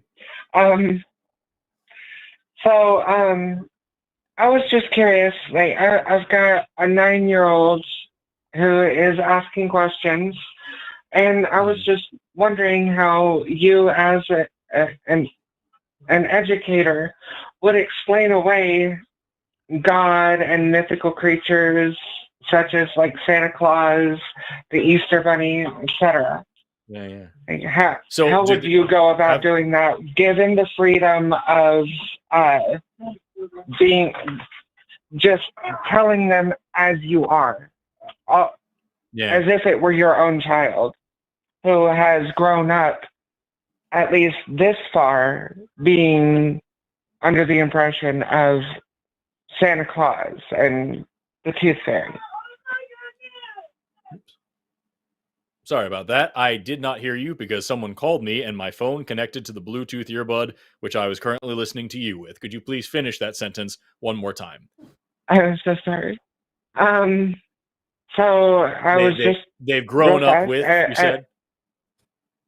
Yes. If you were telling your own child, how would you go about explaining away Santa Claus, Tooth Fairy, etc., for even a 7-year-old who, at least this far in their life, has come to understand that these things do exist? Right. Where did they learn these things from? Well, partially from me, as well as their biological mother is pagan. Like they're getting a few different points of view, as well as I have been allowing them to go to church to let them have make their own choices, and since watching all of you, I've learned that was actually a foolish idea, because I didn't go with them. I mean, it was just, for the Wednesday night thing. But anyway, point is, I'm just curious how you would explain it away. Yeah. So you, obviously, my preference, as I'm sure, everybody on this channel would be that they didn't learn these things to be real. But I don't think you were being malicious by exposing these things. I don't think you were being malicious by exposing them to these things. I'm not trying to chastise you in any way. You're now in it. You're now in the shit. You got this situation here. So What I would recommend is I would frame it this way, of like, yeah, I wanted you to hear these things that other kids were hearing, that other people were believing, and all these things, so you could make up your own mind. And so now let's talk about it. What do you think? What's going on? Are these things real or not? There's a lot of people who don't believe these things. There's a lot of people who do. What do you believe and why? And teach them a little bit of skepticism, because at the end of the day, if you just come out and say, "Hey, surprise, this isn't real," well, now you've lied to them and you've made them feel silly, and that's going to hurt them that could potentially hurt them badly. And so you don't want to just come out and say, "Hey, guess what, idiot? You're fucking wrong, and I told you something that isn't true." Let them exactly that. Don't be the bad guy here. And don't explain away these creatures. Help them come to their own conclusions and say, "Okay, so here's the thing. We live in a world where people believe in these other mythical creatures. People believe in Bigfoot, and people believe in Allah, and people believe in Brahma, and people believe in the Loch Ness Monster. Do you believe in those things? No? Okay, cool. What do you believe in and why?" And do a show like this with the kids, have a conversation and say, "Okay, what do you believe? What do you believe in?" And have them come to their conclusions. And if they continue believing in these things for bad reasons, don't like mock them or shame them for it. Don't force them away from it. Work with them and talk to them about it. And don't keep pressing them until they come to the conclusion that you want. Just let them be, and like help them out of the situation that they're in. They didn't start believing these things overnight. They may not stop believing these things overnight, but you have a chance now to guide them on a journey of self-reflection and of skepticism, where they can, learn some long-term lessons for the future. So that's how I would do it from an educator standpoint. I'm not a parent. I don't plan on being a parent. So I don't know if that's the right answer from a parent's perspective, but from an educator's perspective. Can I take a crack at it? You can take a crack at it, Jimmy. Sure. I'd love to crack. May I take a crack at it, Marissa? Marissa, you're in Utah. I assume you're surrounded by Mormons. Yeah, absolutely. So I would also say that you have a responsibility to do this for a second reason, which is that there is a predator out there lurking, trying to prey upon, and they will start with any non-skeptical basis. I wouldn't even do it subtly. I would take these kids and I'd shove it down their throat. No, but what I would actually do is I'd call it by name and I would get excited about it with them the way that everyone else is allowed to be excited about their fucking shit. I'm about to tell you about Jesus Christ and whatever. But I would be saying it by name, like, "Hey kids, I want to talk to you about skepticism.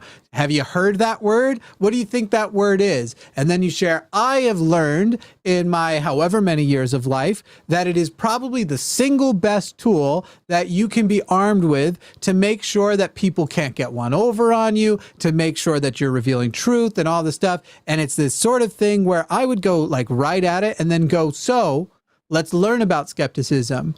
And when we do this, you might actually find out that it makes you have some questions about other things you think are real. And we'll talk about that. And then it sort of gets to like, once you've taught the basics of skepticism, once you've talked about, asking questions and inquiring and doubting when a person makes a claim, if they can't back the claim up, if somebody makes a magical claim that you're supposed to just trust them on. Well, so many people make those types of claims. How do you tell if they're all lying or they're all telling the truth? And you talk about these concepts, and then you bring into like, so let's talk about something you do believe in, like Santa, like whatever else.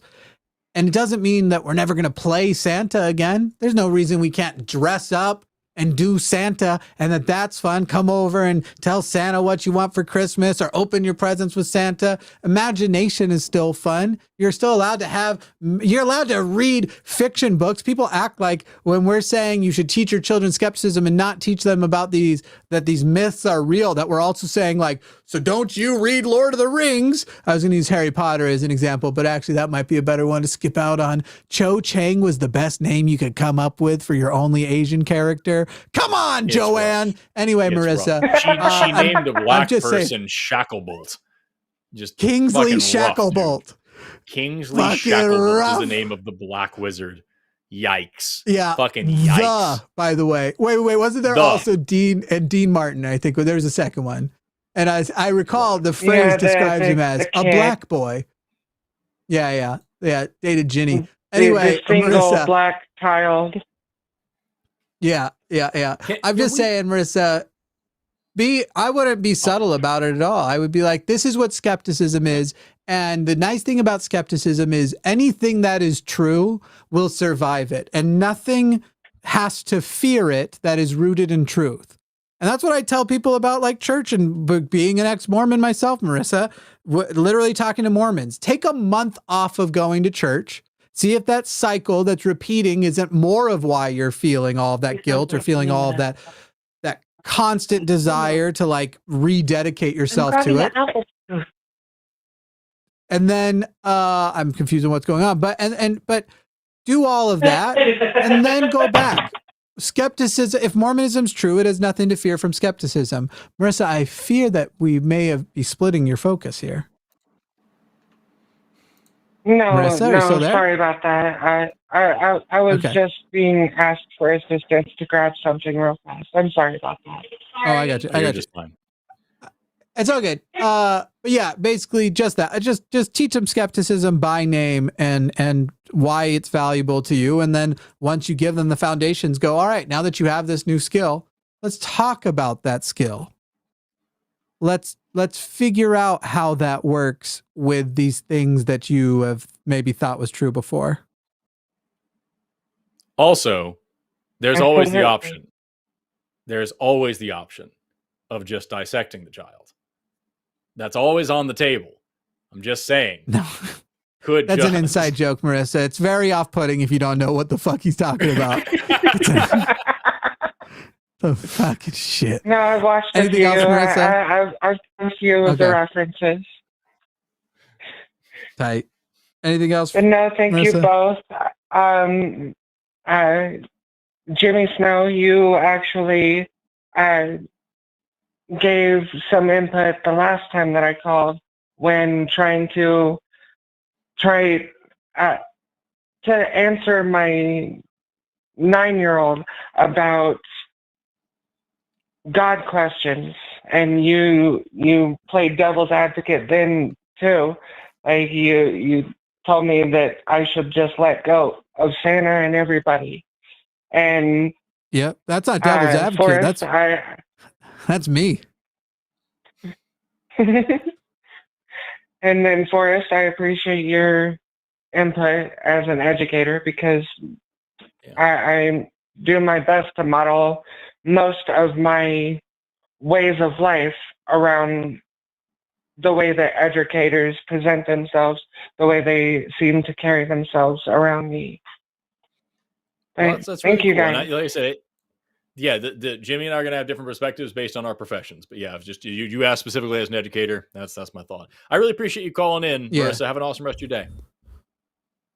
You too. Thank you. Bye-bye.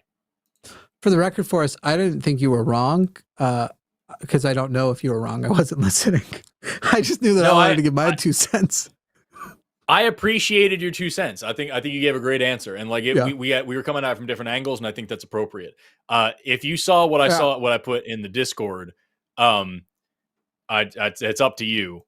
Like I said, I doubt it's going to happen, but like, holy crap! I think we've already had a long show, and we've got a lot of super chats to get to, and we probably want to dedicate a lot of time to that because we're getting a lot of donations. So let's wrap up the calls. Just look how close this is to my face. One of the hard parts about being the host is that I don't get to decide if we open up an extra line for the dude in the chat who's saying that this isn't the flag of my forefathers fighting for this country. I would have loved to take that call. Dude, call me back next time I'm on. Seriously. If that dude is watching, call me back next time I'm on. Oh my glob, I would love to talk to you about the flag of my forefathers in this country. This is one of my defining features. I don't know how well you can make it out. Can you see that I have a chicken pox scar near the center of my nose? Oh yeah, when you point it out, I see a little dent there. Yeah. Little basin. A little crazy. I've got this going on over here. I have to adjust the brightness back up a little bit, and then I can zoom in without it washing me out. These 2 scars here are happening. And like, I think I've told you this before. The dermatologist or the plastic surgeon that gave me these scars also gave me some bleaching cream to lessen them. And all it does is turn the whole area around the scars bright red and scaly. So instead of 2 small dark purple scars, I get 2 giant red peely patches on my face. Not a good trade. I just had a brilliant idea that I'm positive you will be into. You remember how much fun we had the other day? Should we do all of the super chats in ASMR? It sucked that didn't make it into the podcast. So yes, we should do that. But we have one call left before we do. No, it was in the after show, and it'll make it into promos. It was in the after show for the patrons. That part was fine. That they got it right on. Okay, cool, perfect. Somebody. It was good though. Look how we've pretty got my eyes are. Oh my god! Calling in from Bangladesh. I'm upset that my camera doesn't have high enough resolution to see mine because they're a particular kind of dark blue today. They're like steely, and I like it. I'll tell you why. I'll message you why mine can and yours can't. Is it because you have a better camera than mine that costs a fucking house, and mine is a goddamn Elgato face cam? I did technically sell my house to buy a ton of production gear back in 2021. Yeah. This is Baljit, a Christian from Bangladesh, who says that gravity is relatable to God. I'm interested to know why. Baljit, you are on the line with Forrest and Jimmy. How are you doing? Hello, can you hear me? Are you flying a helicopter? Very loud. There is some construction going on in front of my house. So okay. Is it disturbing? Your audio is very bad, and it sounds like there's a helicopter. I swear this is the exact audio I heard the day they killed Osama bin Laden. It's a construction going on in front of my house, and it's really annoying. Yeah, it's okay. So, what's going on? How is gravity related to God? All right. So first of all, I don't claim 100% certainty about a God. So I just believe. I don't know. I just believe it's just a straightforward analogy of gravity. Since I think just because you can see gravity doesn't mean you can feel its effects, right? Just the same as numbers. And I think that is one of the analogies that I can make in God's existence. Sorry, I'm not laughing at you. There's something else going on. It's me. I don't know stupid. what the fuck. So you're. No. So you're saying I'll tell you about it later. You're saying that, like gravity, you can't see God, but it has a big impact on the world around us. Is that what I'm hearing? Yes, definitely. That's what I'm. Okay.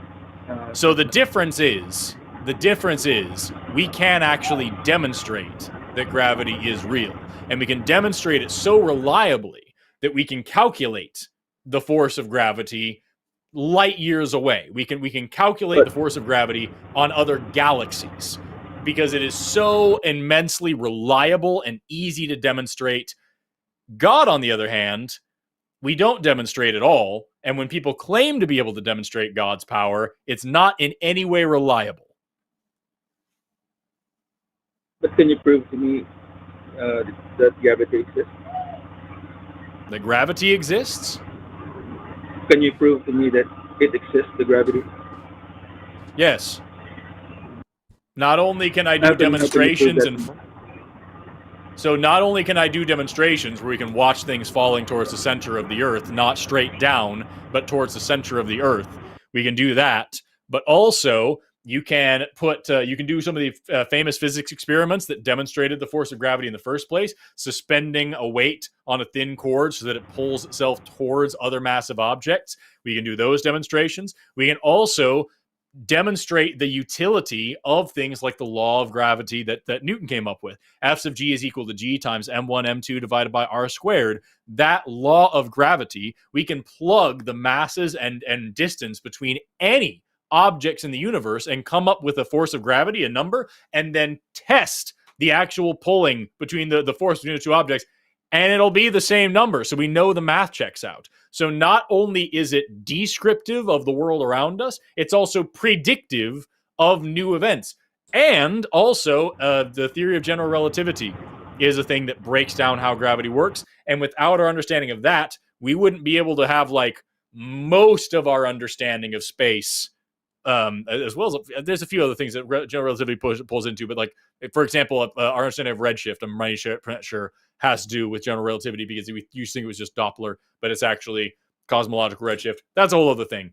The point is, yes, we can actually demonstrate that gravity exists, and while people are still learning about it, it's still being studied. Again, it is both testable, it is falsifiable, it is verifiable, it's predictive, it's reliable. It's nothing like a claim about a god. Paulogia, I have a question for you. Why is it that when you said you're not convinced there is a god, why, when faced with that, do you then try to go and take things that clearly aren't God and try to make them fit a definition? Why are you seeking an equivocation? Because for people to understand, we need to make analogies. Right, like the gravity, that doesn't mean you can see gravity. It doesn't mean it doesn't exist. It exists in reality, right? Right, but Paulogia, just making metaphor, we're talking about whether God exists or not, and you're wanting to go like, could you concede that, you know, gravity has elements of things that we think God is like, and Forrest actually just showed you that the things you thought aren't, and people like to do this all kinds of stuff. Google is more of a god than any god we've ever been given, but you know what Google isn't? Actually a god, just because we can analogize it. And I don't understand this like impulse by most people who are non-believers or mostly non-believers to go like, well, I don't believe in God, but I want to be able to say to my friends and people like, well, I'm not an atheist because I think gravity is God, or something like that seems to be what they're trying to do. And Paulogia, I just think it's a useless idea. You can make everything God that you want to have. God is the magic in a young girl's heart, and how the music can see her whenever it starts. And baby, if the music is groovy, then God will get down like an old-time movie. Yeah. Just don't get it, Paulogia.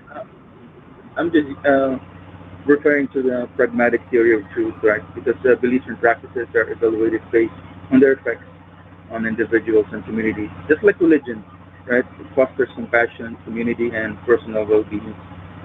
So it may be deemed true in a pragmatic sense, right? Maybe you should first focus on learning what gravity is, since Forrest did just point out some gaps in your understanding of gravity, before you then go, can I make gravity definitionally work as a god? I've never come across a sandwich before. I might think the sandwich was God. Learn about the sandwich. It's God. Or it's not. Depends on if it's on pimento. Right, so for me, anyway, Paulogia, I think if Forrest has more he wants to do with you, you can, but I think that I will probably shove my pen in my ears if I have to keep listening to this grindy sound in the background. Yeah, I think we've kind of exhausted it. Paulogia, I think the main point here is that, like, I think the point here is that, like, lots and lots of people try to say XYZ thing is like God, and the difference is the XYZ thing that they're pointing for is real, and God is not. So if you can give me an actual demonstration that there's a reason to believe in a God and not just compare it to something that we know is actually real, then I would love to hear it. But until then, I think we're going to move on. Sure. I just want to ask this one question before we go. Sure. So, this is not remotely related to what I said earlier. This is a different topic. So, if, let's say if Jesus did not rise from the dead, so where is the body then? I'm sorry, I cannot make out what you're saying. Paulogia, did you just ask if Jesus didn't resurrect, where is the body? Is that really what you just asked, Paulogia? Yeah. Okay, great, Paulogia. It's next to all of the other bodies you can recover from 2,000 years ago. I don't know for a fact that Jesus ever existed, Paulogia. We don't know for a fact that the man actually existed. The burden of proof haven't been met on that. But I will presume that there is a historical figure to whom he is assigned, and I'll even grant the benefit of the doubt that some person like him actually existed, was a preacher, and was crucified for claiming to be whatever, king of the Jews, or whatever specific thing you want to say was the reason he was crucified for. Even if I give you all of that and you go, then where's the body? Paulogia, where is any 2,000-year-old body that you know of? It decomposed in the ground. If Jesus was resurrected, Bajit, how did it happen? Because in the Bible, there's 4 different versions of the story about whether the body was there, or if it ascended to heaven in front of them, or if it was already gone, if the tomb was already open, or if it was opened in front of them, how many people saw it, how many angels were there, what the angels were doing or wearing. Like, there's 4 different versions of the story. So if Jesus did resurrect, how? Because the Bible doesn't know either. No, the body. Baljeet, where's my invisible unicorn if it's not invisible? I don't know how to answer that. But what I'm saying it doesn't exist. The body is gone. Establish that Baljeet proved there was.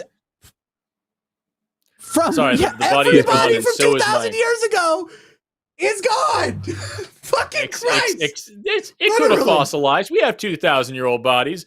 I'm just saying, the body is gone, and so is my faith with this call. Baljeet, we are going to move on. I hope that you think about this a little bit further and call us back whenever there isn't construction around your house. It's not a matter that it couldn't have fossilized. It's the presumption that if he did actually die, we would just have his body. Most bodies, fair enough, things do fossilize, and they could even preserve. Jews bury their dead.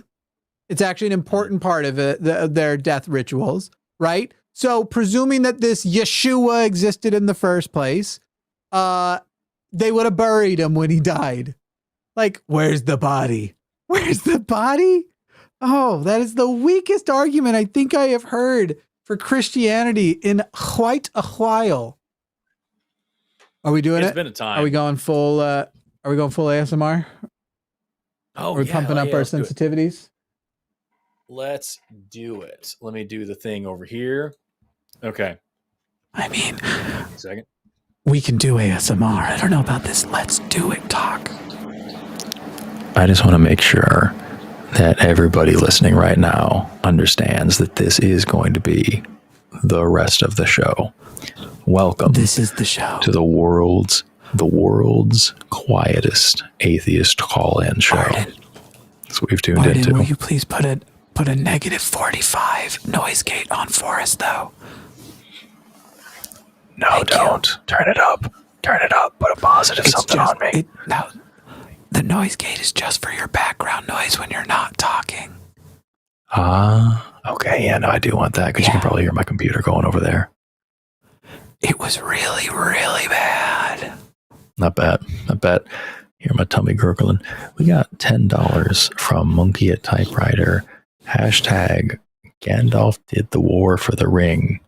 Hashtag Gollum was an inside job. Hashtag Smog was a false flag. I want a full show of Forrest being Middle-earth's Alex Jones. The Ents are making the hobbits gay. Elves secretly run Mordor. I will do that show for you. Can we put a noise gate on you as well? It's like every 2 seconds I get a lot of wind noise. It's like, that was because I was laughing and I have a bad laugh. No, it's not. It's not that. It's like random like room sounds from. I hear like it's like almost like a fan or an air conditioner going. Oh, that increased mine now as well. Yeah, whatever you just did, it was better there for a second. Because I wasn't making as much. I was making less mouth noise. Okay. Ah, fuck! I fucked it up. Hang on, I'll fix it. It's close. I'm so close right now. If we just hold on and keep going this way, I'll definitely get there. Just a little further. This is going to be really several different kinds of show. $10 from HP Love Cats. HP Love Cats says, some, but whatever. I'll go fuck myself. I was just helping. While you were over there doing your own thing. Tolkien elves are the worst. Hashtag Legolas is overrated. Hashtag Elrond is a jerk. There's a lot to unpack there. You go ahead. You read this one. $10 from Secular Felonist. The Hobbit from 1977. I'm trying to have a nice dulcet tone like you, but I can't pull it off. I like your low tone voice. I can only whisper, or I sound like I'm like getting throat fucked by hobbits. The Hobbit from 1977 was the best LOTR movie, and I'll fight anybody who disagrees. I'll just do Satan.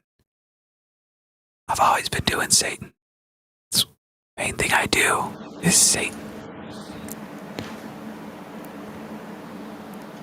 Why is Arden's mic just opened up?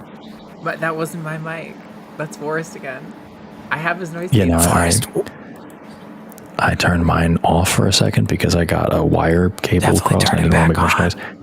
I just turned it back on, and I think that's what you heard was just that coming back on. Yeah. We're good. Thank you. Next one. Is this me or you? Oh, we need the next one. I think it's me. $10 from Mr. Boricua. 10. Earnest rant. Give me earnest rant. I love those films because cheesy and silly, but we all need to understand the shortcomings. Keep ranting, Forrest. Go fuck yourself, Jimmy. And then there's some other stuff. GTSY. I'd like to propose that the show ends on your earnest rant. That you close the show out. I feel like you're saying that because you want to interrupt my rant and cut me off halfway through and end the show while I'm talking. I promise. I'm not producing. Arden is. I will not do it. All right. Arden is producing. I'll trust you. So I couldn't if I wanted to. Do I still have a play? Fine. Is there still a reason why I'm asking? Yeah, but is that the play? That's not the play. Cutting you off is not the play. It's the best recipe ever. Prove me wrong. That's from Scott O'Donnell. It sounds familiar. Where have I heard that from before? It's the way you make eggs erroneously. Oh yeah, you don't say. $10 from Alyssa Silverbow. Vote for Samwise Gamgee. The moment where Samwise looks up at the stars and recognizes that no matter how bad it gets, the evil will never reach those stars. That moment brought me to tears.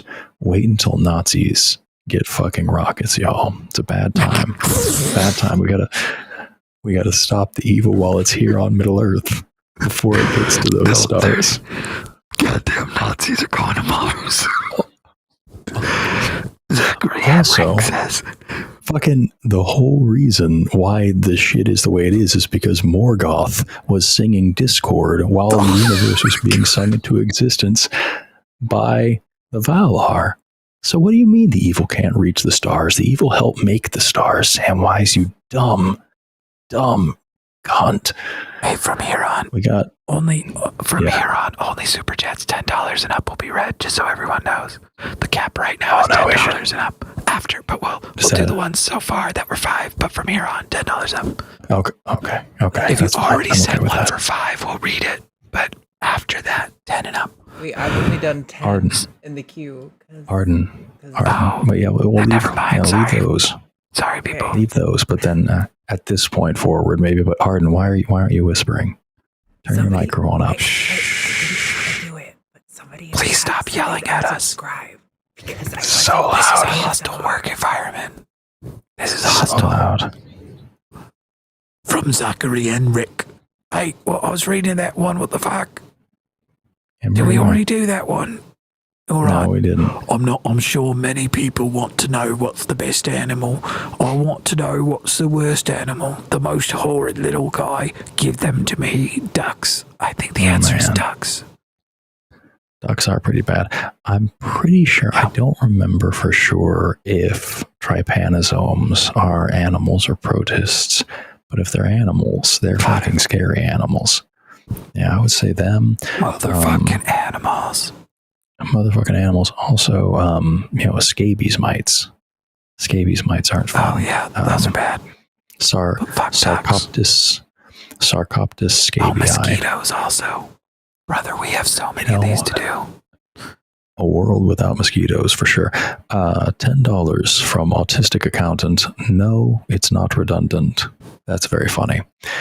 Forrest, roll a d20 for initiative. Your roll plus $10 damage to the DWB shortfall. That's fantastic. I actually will do that right now.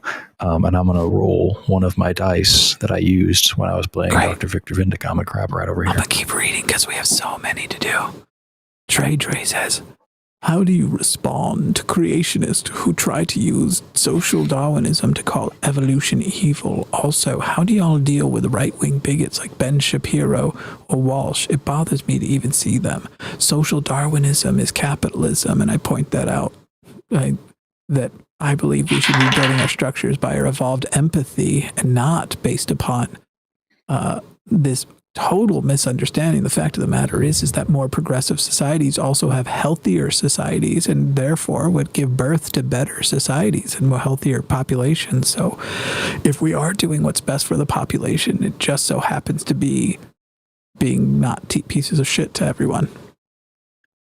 I also want to point out that social Darwinism is bullshit. It is pseudoscience, and it has been thoroughly debunked.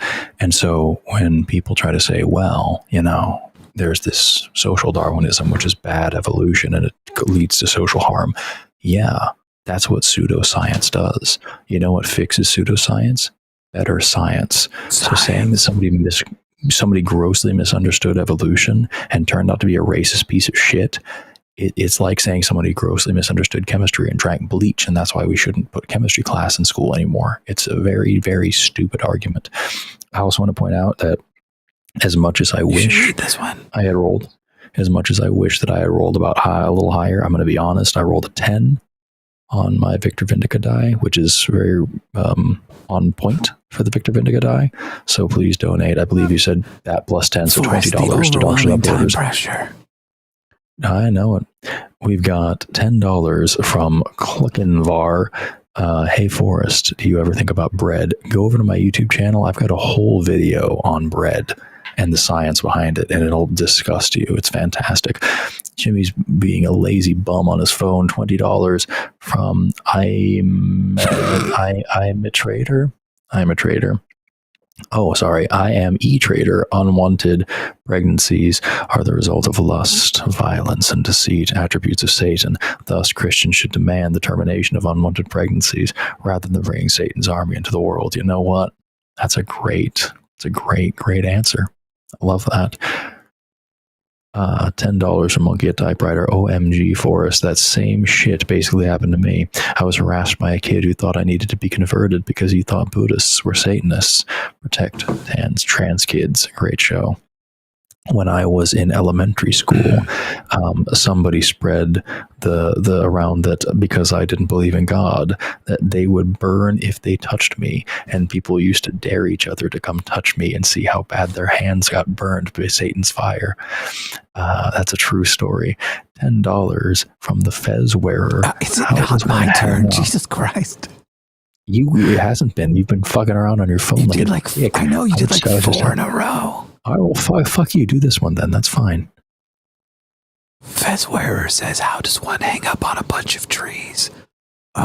There's a very dark answer to that question, and it comes from American history. It's real dark, though. E-Trader, the 1990 school vouchers created schools should be unconstitutional as tax. Payers should not be paying for religious indoctrination.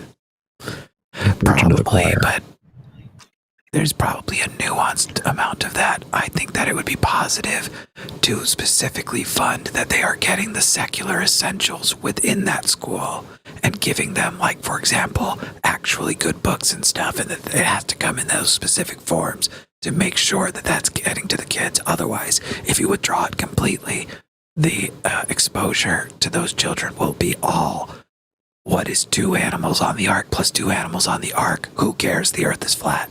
So it's probably good to fund the secular side of their education still, even in those schools. I have a message very briefly. Okay, you go ahead. Fuck me. I need to do whatever you want. That's fine. That twirling your hair, I'm catching up. You took 3 of mine. You both know that twirling your hair like that means you're flirting, right? I just want to say I consent. Go fuck yourself. I feel like all Forrest and I do is flirt with each other. It is a little bit weird. The same way Jesse and I talk to each other. I don't know if he does the same thing to you, but like it's just constantly just hitting on each other. It's very funny.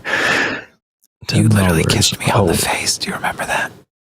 I do remember that. I think about that clip sometimes. It's still a very funny clip, and I still maintain that you knew perfectly well that I was in frame. You only called me back so I would kiss you again. I also want to say a brief message to both the people in the chat who are saying that this is really annoying and awful and we should stop, and the people that are saying they're loving our voices and this is really nice. To both of those groups of people, I have a message for you. Fight. Oh, gross. $10 from... Decide. Yeah, we'll put up a chat. Arden, put up a chat poll, please. Is this great, or is this what the poll says? Though we're getting is this a good thing, or is this a good thing, or is it the best thing that's ever happened on this channel? Those are the options. $10 from my nipples Mr. are hard. Boricua. Good. Boricua, pardon me. Roll the R a bit. I'm Puerto Rican. Steve. I see Boricua. Boricua. I like that. Would it be Boricua then? The chat poll is perfect. I don't think he finished reading that one. That is why we are friends right there. That is so good. See that? We're gonna get in trouble. That must have been the sexual scandal from earlier. Man, there's actually a fortune teller more than this audience about their nipples. I do that. We sexually harassed 1.9 thousand people. $10 from Darren Stees. Forrest, I love your breakdown of Gramps Goes to College. Have you heard of God Awful Movies? I have, although I've never watched their stuff, but I hear they're nice. I feel like you'd be amazing guest masochist. Tell them to call me. Jimmy and Forrest, stay awesome. Fuck myself. In all of your ways. Jesus. It's fucking. I don't like this person telling me what to do. You're never going to be on God Awful Movies because they don't have 13 hours to do the first 30 minutes of a movie. I'm going to start playing religious video games on my YouTube, by the way. 10 Canadian dollars from David Haxor, two sexiest hosts. Tell me when they're on. I'm wondering if you're just seeing how many of these you can steal from me at this point. Blind Limey says, hey, Timmy, what was your favorite part of the show? I liked the part where Forrest and Jimmy talked about tits for a long time.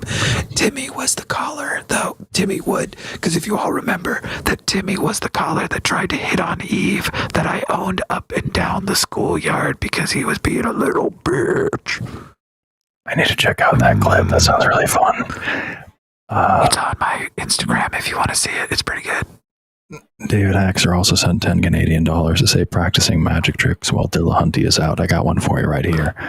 Check that out. Does it do anything for you? You like that? I both have an affinity for Matt does more magic broadly. I've done sleight of hand card stuff since I was a kid. I got a few tricks that rely on mathematics. $10 from Sophie Dawson. Since trans women are capable of breastfeeding with proper medical assistance, as some cis women also need proper medical assistance, so it's not that extraordinary. Again, like all gender affirming care, almost all is for cis people too. All cis men should be legally compelled to transition for the breast milk. The potential IQ gains are over 9,000. It's true. Need a transition. We should be John is so worried. If John is so worried about it, you don't have to transition. If John is so worried about making sure they are breastfed, John can get on hormones and breastfeed as a cis man. That, you know what though? John should donate his nipples to the cause. If he listens to this show, they'll be hard enough. $10 from YouTuber Grudge. Let's call breast milk smart milk. I keep doing it just to see if I can get under your skin, bro.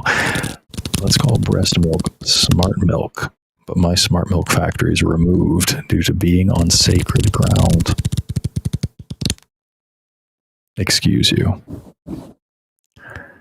That's more like to Jimmy, totally take it or leave it, but maybe a topic for a Cus I Wanna.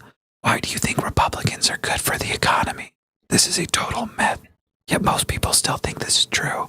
That would be wonderful to get on, like an awesome economist. Maybe Hazel. Hazel could join us for something like that.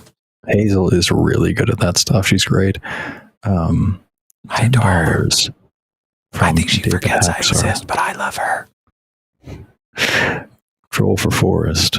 chromosome 2, which shows common ancestry, is definitive proof of Noah's Ark. Bitch, how? Obviously. How? Obviously. I think he's referring to the person who called in and said that, remember? No, I don't. Who said this? Oh, I'm pretty sure somebody... Wasn't it Mr. ID who was saying it was proof of... When you were trying to engage Mr. ID, and he was like, well, the second chromosome shows that God, something. I don't remember. I think I've got it off. I don't think Mr. ID called in tonight. I don't remember Mr. ID. I don't. That it was... Okay. Well, he's out. I don't know what that is. Lord of the Rings is Harry Potter on reverse steroids. I don't know what that means. Lord of the Rings is much better than Harry Potter. But I admit I used to love it. I don't want to pretend I'm one of those people who just conveniently hates it now. I was super into it, and I wish she wasn't a horrible person. I met R8R. Says, I'd like to meet Jimmy's favorite sheep. Is you, bitch. His favorite sheep is you. That's right. Jimmy, you David says, Jimmy, you have beautiful eyes. You're right. They're really pretty. It's nice to have... I just said that. It's nice to have one good feature going for me. Stealing son of a whore. How dare you? David says David Finch needs your couch for reasons. Yeah. Look at my eyes. Lala says thank you for defending trans people. Thank you for defending trans people and the little heart as well. It's very sweet. We're always happy to do it because they deserve it. Canadian David dollars. Says don't bring a rubber chicken to a gunfight, Jimmy Snow. Bring a rubber chicken to a gunfight, Jimmy Snow. That's awfully sweet. Now we're just both reading all of them. Yeah.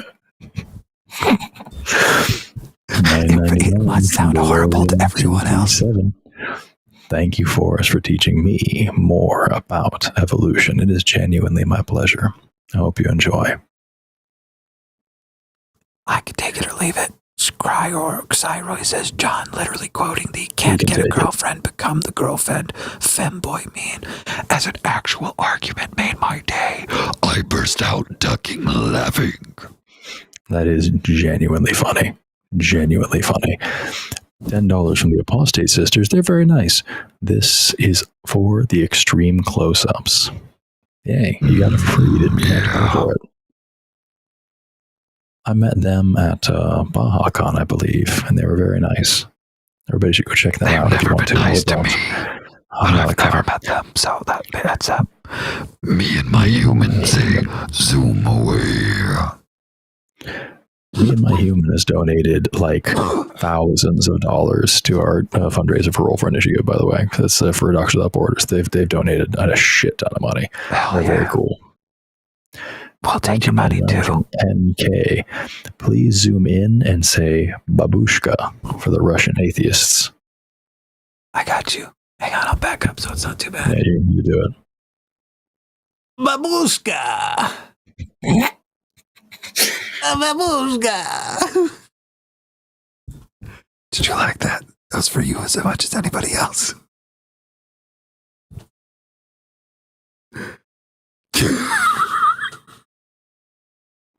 I didn't expect it to be so loud. It was really funny. It was really funny. I moved the mic away. I thought it would help. It was great. No, it was perfect. Everything about that was... King Biz says, I want close-up of both of you guys. Yeah, right, yeah. Let me get in there.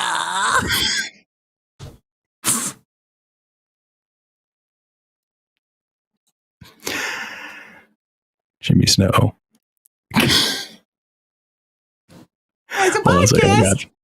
I got you. Hold on a second. It's been a long time since we've been here. Right? There it is. And I got to turn this away. There we go. I'll leave it up to you.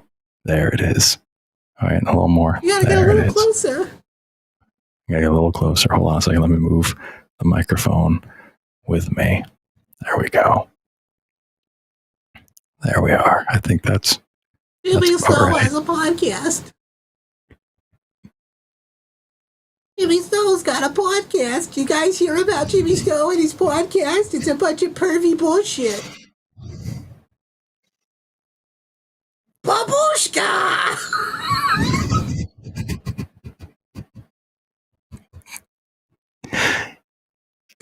Well, I think that's enough of that. That was only $10 we just did that for.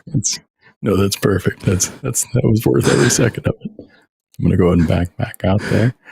That's just fine. Super Squid Superhunk says Jimmy Snow does not have a podcast. Jimmy is a fraud. I did the research. That's true. But what'd you do the research? Did you find one of the many times I mentioned that I'm a fraud? Wait, I wasn't done. Go back. They did the research by reading. Check your favorite podcast platform yourself. Absolutely no Jimmy Snow podcast to be found. Go fuck yourself, Jimmy. They found an article that said that Jimmy Snow doesn't have a podcast and read just the beginning and end of it, and that's how they know. However, if they would have read the abstract, dollars. they would have read that Jimmy Snow has a cyst. $200 motherfucking dollars from Tracy Wilbert.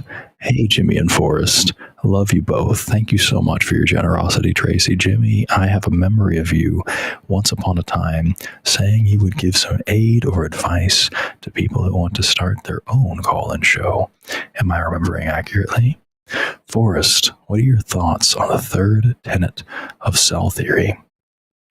So while you try to remember that thing, cell theory has the principle. The answer is I'm an open book. Yeah, I think, and I'm going to answer the cell theory one. Oh, fuck. Okay, I'm an open book on all that stuff, but good luck getting a hold of me because now I am a much busier man because I have to run. I told you all at the beginning of the show that my back hurts, and it's from carrying the goddamn atheist community all the time. Well, it's done. You can't leave now. Good luck. No, I wasn't saying I'm leaving. I'm saying I'm a very busy man, so getting a hold of me. But I was saying I don't guard the secrets, and I have put some videos out there in the past that give people direction. And so, I don't try to. I don't care if I create competitors. It lifts all boats. Anyway, so the third tenet, I assume they want to know how you feel about the fact that the third tenet is that all cells arise from pre-existing cells. That is the third tenet, yeah. That's the one. Yeah. So the really important thing is I'm sorry. I just saw Jesse Jerdak in the chat saying the hardest thing about watching this is my penis. That is genuinely funny. So good. I love them. Yes. Really important thing to remember about cell theory is that it is speaking about the present day. When I teach and when I learned cell theory, we always include a little caveat, a little zeroth tenet of cell theory, which is all cells arise from, all currently existing cells have arisen from other cells. Just putting in that caveat, currently existing, because obviously there was a point when cells started. It's really functionally no difference than the law of the law of biogenesis, which states that life comes from life. Obviously, there was a moment when that wasn't true at least once, probably more than once. But we are talking about the present moment. We're talking about life on this planet right now when we use these rules. So it's a way of understanding where cells come from in the present day. This is just kind of like context that's important for these things. And unfortunately, creationists like to take these things as like de facto, as written, as if we are admitting defeat on the concept of abiogenesis, and it's just not. That's not really how that works. 9 pounds and 99 pound parts from Vincent King. Did you know the price of an apple pie in Jamaica? Oh, hell yeah. I'll pound 99 of your parts. And the price of an apple pie in Jamaica is $2.50, $3 in Kingston, and $2.45 in Trinidad. Those are the pie rates of the Caribbean. That's very good. That's a very good joke. I like that a lot. Squid Superhunk says Forrest Valkai has raised $0 for Doctors Without Borders. Another fraud. Do your research. Go check out the initiative thing and judge for yourself. It's true. You can go check it out. And if you want to make me not a liar, you can donate. some money. Just make sure to use our link so that we can track it, and then use that big number to get more sponsors in the future and do more stuff. $10 more from Malia Shauna Silverbow. I decided to sell my vacuum cleaner the other day because it was just collecting dust. This joke sucked. Sorry, not sorry. I love that joke. I love that joke. I liked that was it a really lot. Good. And okay from Arsenic says, had to quit my career as a baker. I couldn't make enough dough. Hashtag crumpled career. Hashtag sorry, not sorry. That is also very funny.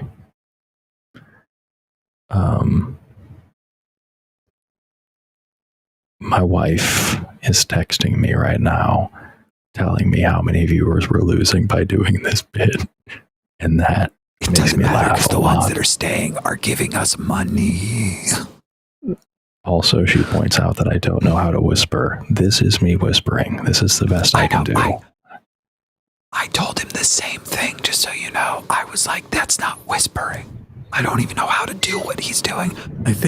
I believe he's just doing this, just talking kind of quietly, but if I do that, I imagine it's quite loud. I am talking so quietly, I can barely hear myself. I don't know what you want from me. It's very impressive. For the record, I'm not necessarily complaining, it's just not whispering. You're not. Dare say that there will be people whose nipples are actually hard from this because you have kind of a hot whisper voice. I don't like that.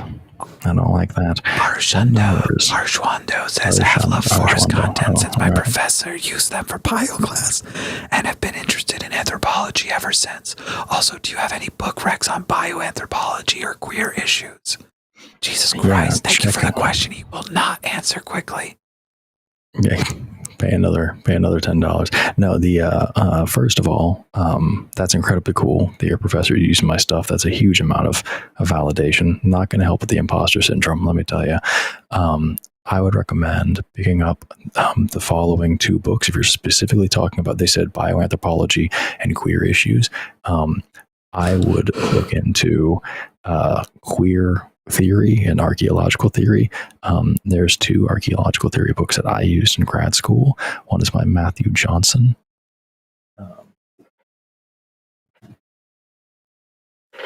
Man, I just got hit with a wave of dizziness. You go grab those books. This one's right here. It's Archaeological Theory, an Introduction by Matthew Johnson. And then this was the other one that we used. It's Archaeological Theory in the New Millennium, Introducing Current Perspectives by Harris and Cipolla. They both have chapters on queer theory, and there's plenty of good literature out there. And so I would start there because arc theory is really important for bioanthro because it's helping us understand like how ancient cultures lived and what it means to like how you're putting the facts of their cultures in order. And that includes ancient humans and other species of humans. So if you're interested in that kind of thing, I would start there. That's pretty cool. Clark Navarre says the real Lord of the Rings questions, Tom Bombadil, yay or nay? Yes, but he's not very fleshed out, is he? But yeah, sure. Yeah, Tom Bombadil raises a lot more questions than he answers, but he's a cool guy. Sure. Dude can sing zombies out of existence. Bears are cool. $10 Jasmine from says my vacuum is stuck in 06. reverse now. I know what you're thinking. Well, that blows. That is very funny. That's really good. I'm loving the jokes today. We got to get Erika in here so she can hate some of these jokes while we love them. $20 from Godfrey and Good. Aloha, FV, Arden, and the 11th best producer on the line, debating whether choosing to have/not have children is selfish. I think each decision and all decisions are made with one's own values, needs, and wants considered. Ultimately, you can make that argument, but if you're choosing not to have children because you super don't want to, while that is inherently selfish, you can make that argument. You are also protecting that potential child from having a shitty parent that didn't want to have them, would resent them for hurting their life and all these things. So like, I think you're misinterpreting. I think Godfrey is saying people should make the decisions for themselves. You shouldn't be trying to debate how other people decide to have kids. Oh, yeah, no, I'm down with that for sure. Yeah, absolutely. Absolutely. Yeah. Squid Super says insert Forrest Ernest rant here. That's 2 people paying a lot of money to hear what I have to say about Ernest B. Worrell. It's a really important point. You're going to get to say it. I'm not going to interrupt it. You're going to get to say it. I feel like something's going to happen. Master Abby says, AMR Forrest sounds kind of like Seth Andrews. I'm here for it. I'm very jealous of your quiet voice. You actually could do probably very well in some sort of ASMR space. You know what's really cool is that ASMR, the MR stands for meridian response. And meridian response, from what I understand, is sort of like a neuroscience euphemism joke for orgasm. So like ASMR, the tingles and everything you get, it's a roll braingasm. I think that's very fun. Somebody cummed in my brain. They commented in my brain. Yeah. That is a serious health hazard, though. Don't do that. $10 from sperm just swim around. I'm about to get ratatouille by a sperm. Truly horrific. Eggs erroneous from Morris Goes to Camp. Yes, that is true. I remember that now. Thank you. And the cooks attacked evil construction crew. Ernest Goes to Camp is another part of the Ernest rant that we're going to have to talk about. It's a serious movie. $10 more dollars in Squid Super says, I'll match autistic accountant's D20 donation, but I want my own role. Happily. Also, somebody said that they argued they would multiply it by 10, not add 10. So that was $100 there for that. That's pretty cool. And now for you, Squid Super Home, the same dice. It hit some shit. Ruben Manzo also said, when a lifelong Democrat from a prominent Democrat family warns people about the dangers of voting Democrat in the upcoming election, you might want to listen. It's a 14. Ruben, are you suggesting RFK Jr. was ever anything but a fraud? I don't want to listen. You want to listen initially, and then you check and you research and you hear why that prominent Democrat family thinks he's fucking nuts. Because he is. And now he's trying to rewrite himself as some sort of backyard Steve Irwin, like we'd all forget that he just sold out all of women because he might get a position in the Trump cabinet. Fuck that guy and his fucking dumb face and his fucking dumb wormhole in his brain. On to the next one. Please respond. It's a bad time. It is hard. And I gotta be honest, if you're sitting here saying that somebody's family is just going to determine that whether or not you vote for a person, I don't know what to tell you. I think it's way, way more alarming that Trump's family are all nepotistic sycophants than it is to say that Tim Walz's family are what? Also, what's worse? An unattached family member because somebody was president decades ago? Or how about the current Republicans nominee's last vice president and almost entire cabinet? You want to talk about that Mike Pence? Mike Pence is so Republican, he jerks off to the thoughts of holes in Jesus's hands. It's the only holes he wants to come through. And that guy said he won't be voting for Trump. Oh, yeah. That dude's he makes a good hand job. Raven says the pride flag behind Forrest is the flag of my forefathers, my foremothers, my four uncles, and my four aunts. I'll always win this one. Watch. I love this. Arsenic says, I'm the one who bought the vacuum cleaner. Dude, it sucks. Hashtag want to refund. Hashtag I'm tired. Go fuck yourself, Jimmy. I figured out how to win this race. Jamnik says, I suppose a vacuum could be a good murder weapon. You would have an airtight alibi. That one wasn't very good, Jamnik. But I appreciate that you tried. I thought that was good. Looking at YouTube, you could copy him. You could also except for that I'm able to filter by fan funding, so I don't have to scroll so much. Ashbun says first time catching an entire live stream live. Hope this old meme is good. Go Jimmy yourself. Bike our nurse Ratchet. Jupiter Quake sent $20 to say, damn baby, just damn. I love Jupiter Quake. Jupe really do whisper. I don't know what any of that means. Kate Space sent $10. Did you go out of order? Yeah, I did, because fuck you. I did 10 Discord in the I knew Day. Well, it's a lie spread by Big Valor. I've never seen this word spelled out, and I'm going to say it wrong, and I'm just going to move on. $20 from Ashbun, first time catching an entire live stream live. I hope this old meme is still good. I already did this one. Yourself. That is still something I laugh about to this behind? day. Biker Ratchet says, thanks guys for being the highlight of my day. It's been an emotionally tough week. I need to laugh until I cry. Thank you. You don't know how much you've helped me today.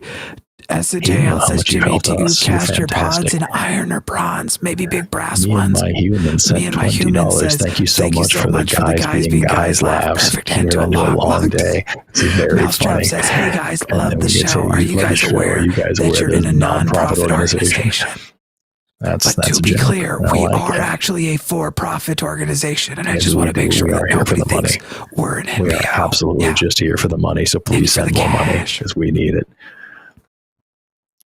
Okay. I think that was it. That's everything I've got on my side. That's the end of it. You go ahead and listen. I want you to know that I am going to listen intently, so intently you'll think, is he even ever going to move? Because he's so intent in listening. Please go ahead and give your earnest speech. Okay, so what he's doing is he's just backing out. He's just walking away. He's being a little bitch. Well, I'm not going to turn the microphone back up. I'm just going to tell you that 2 things you need to know about the Ernest P. Worrell movies. First of all, is that oh my glob, dude. Hold on. 2 things you need to know about the Ernest P. Worrell movies, okay? First of all, Ernest Goes to Camp, the movie is about terrorism. The kids become terrorists. They attack like this construction equipment, and Ernest helps, and it's fucking crazy. The second thing is that in the Ernest Scared Stupid, the Halloween special, it's established that there's a fucking troll named Trantor that cursed Ernest's like great-great-grandfather to make his progeny stupider and stupider every generation. Everyone. The reason why Ernest movies exist is because of magic trolls. That's the reason the movies exist.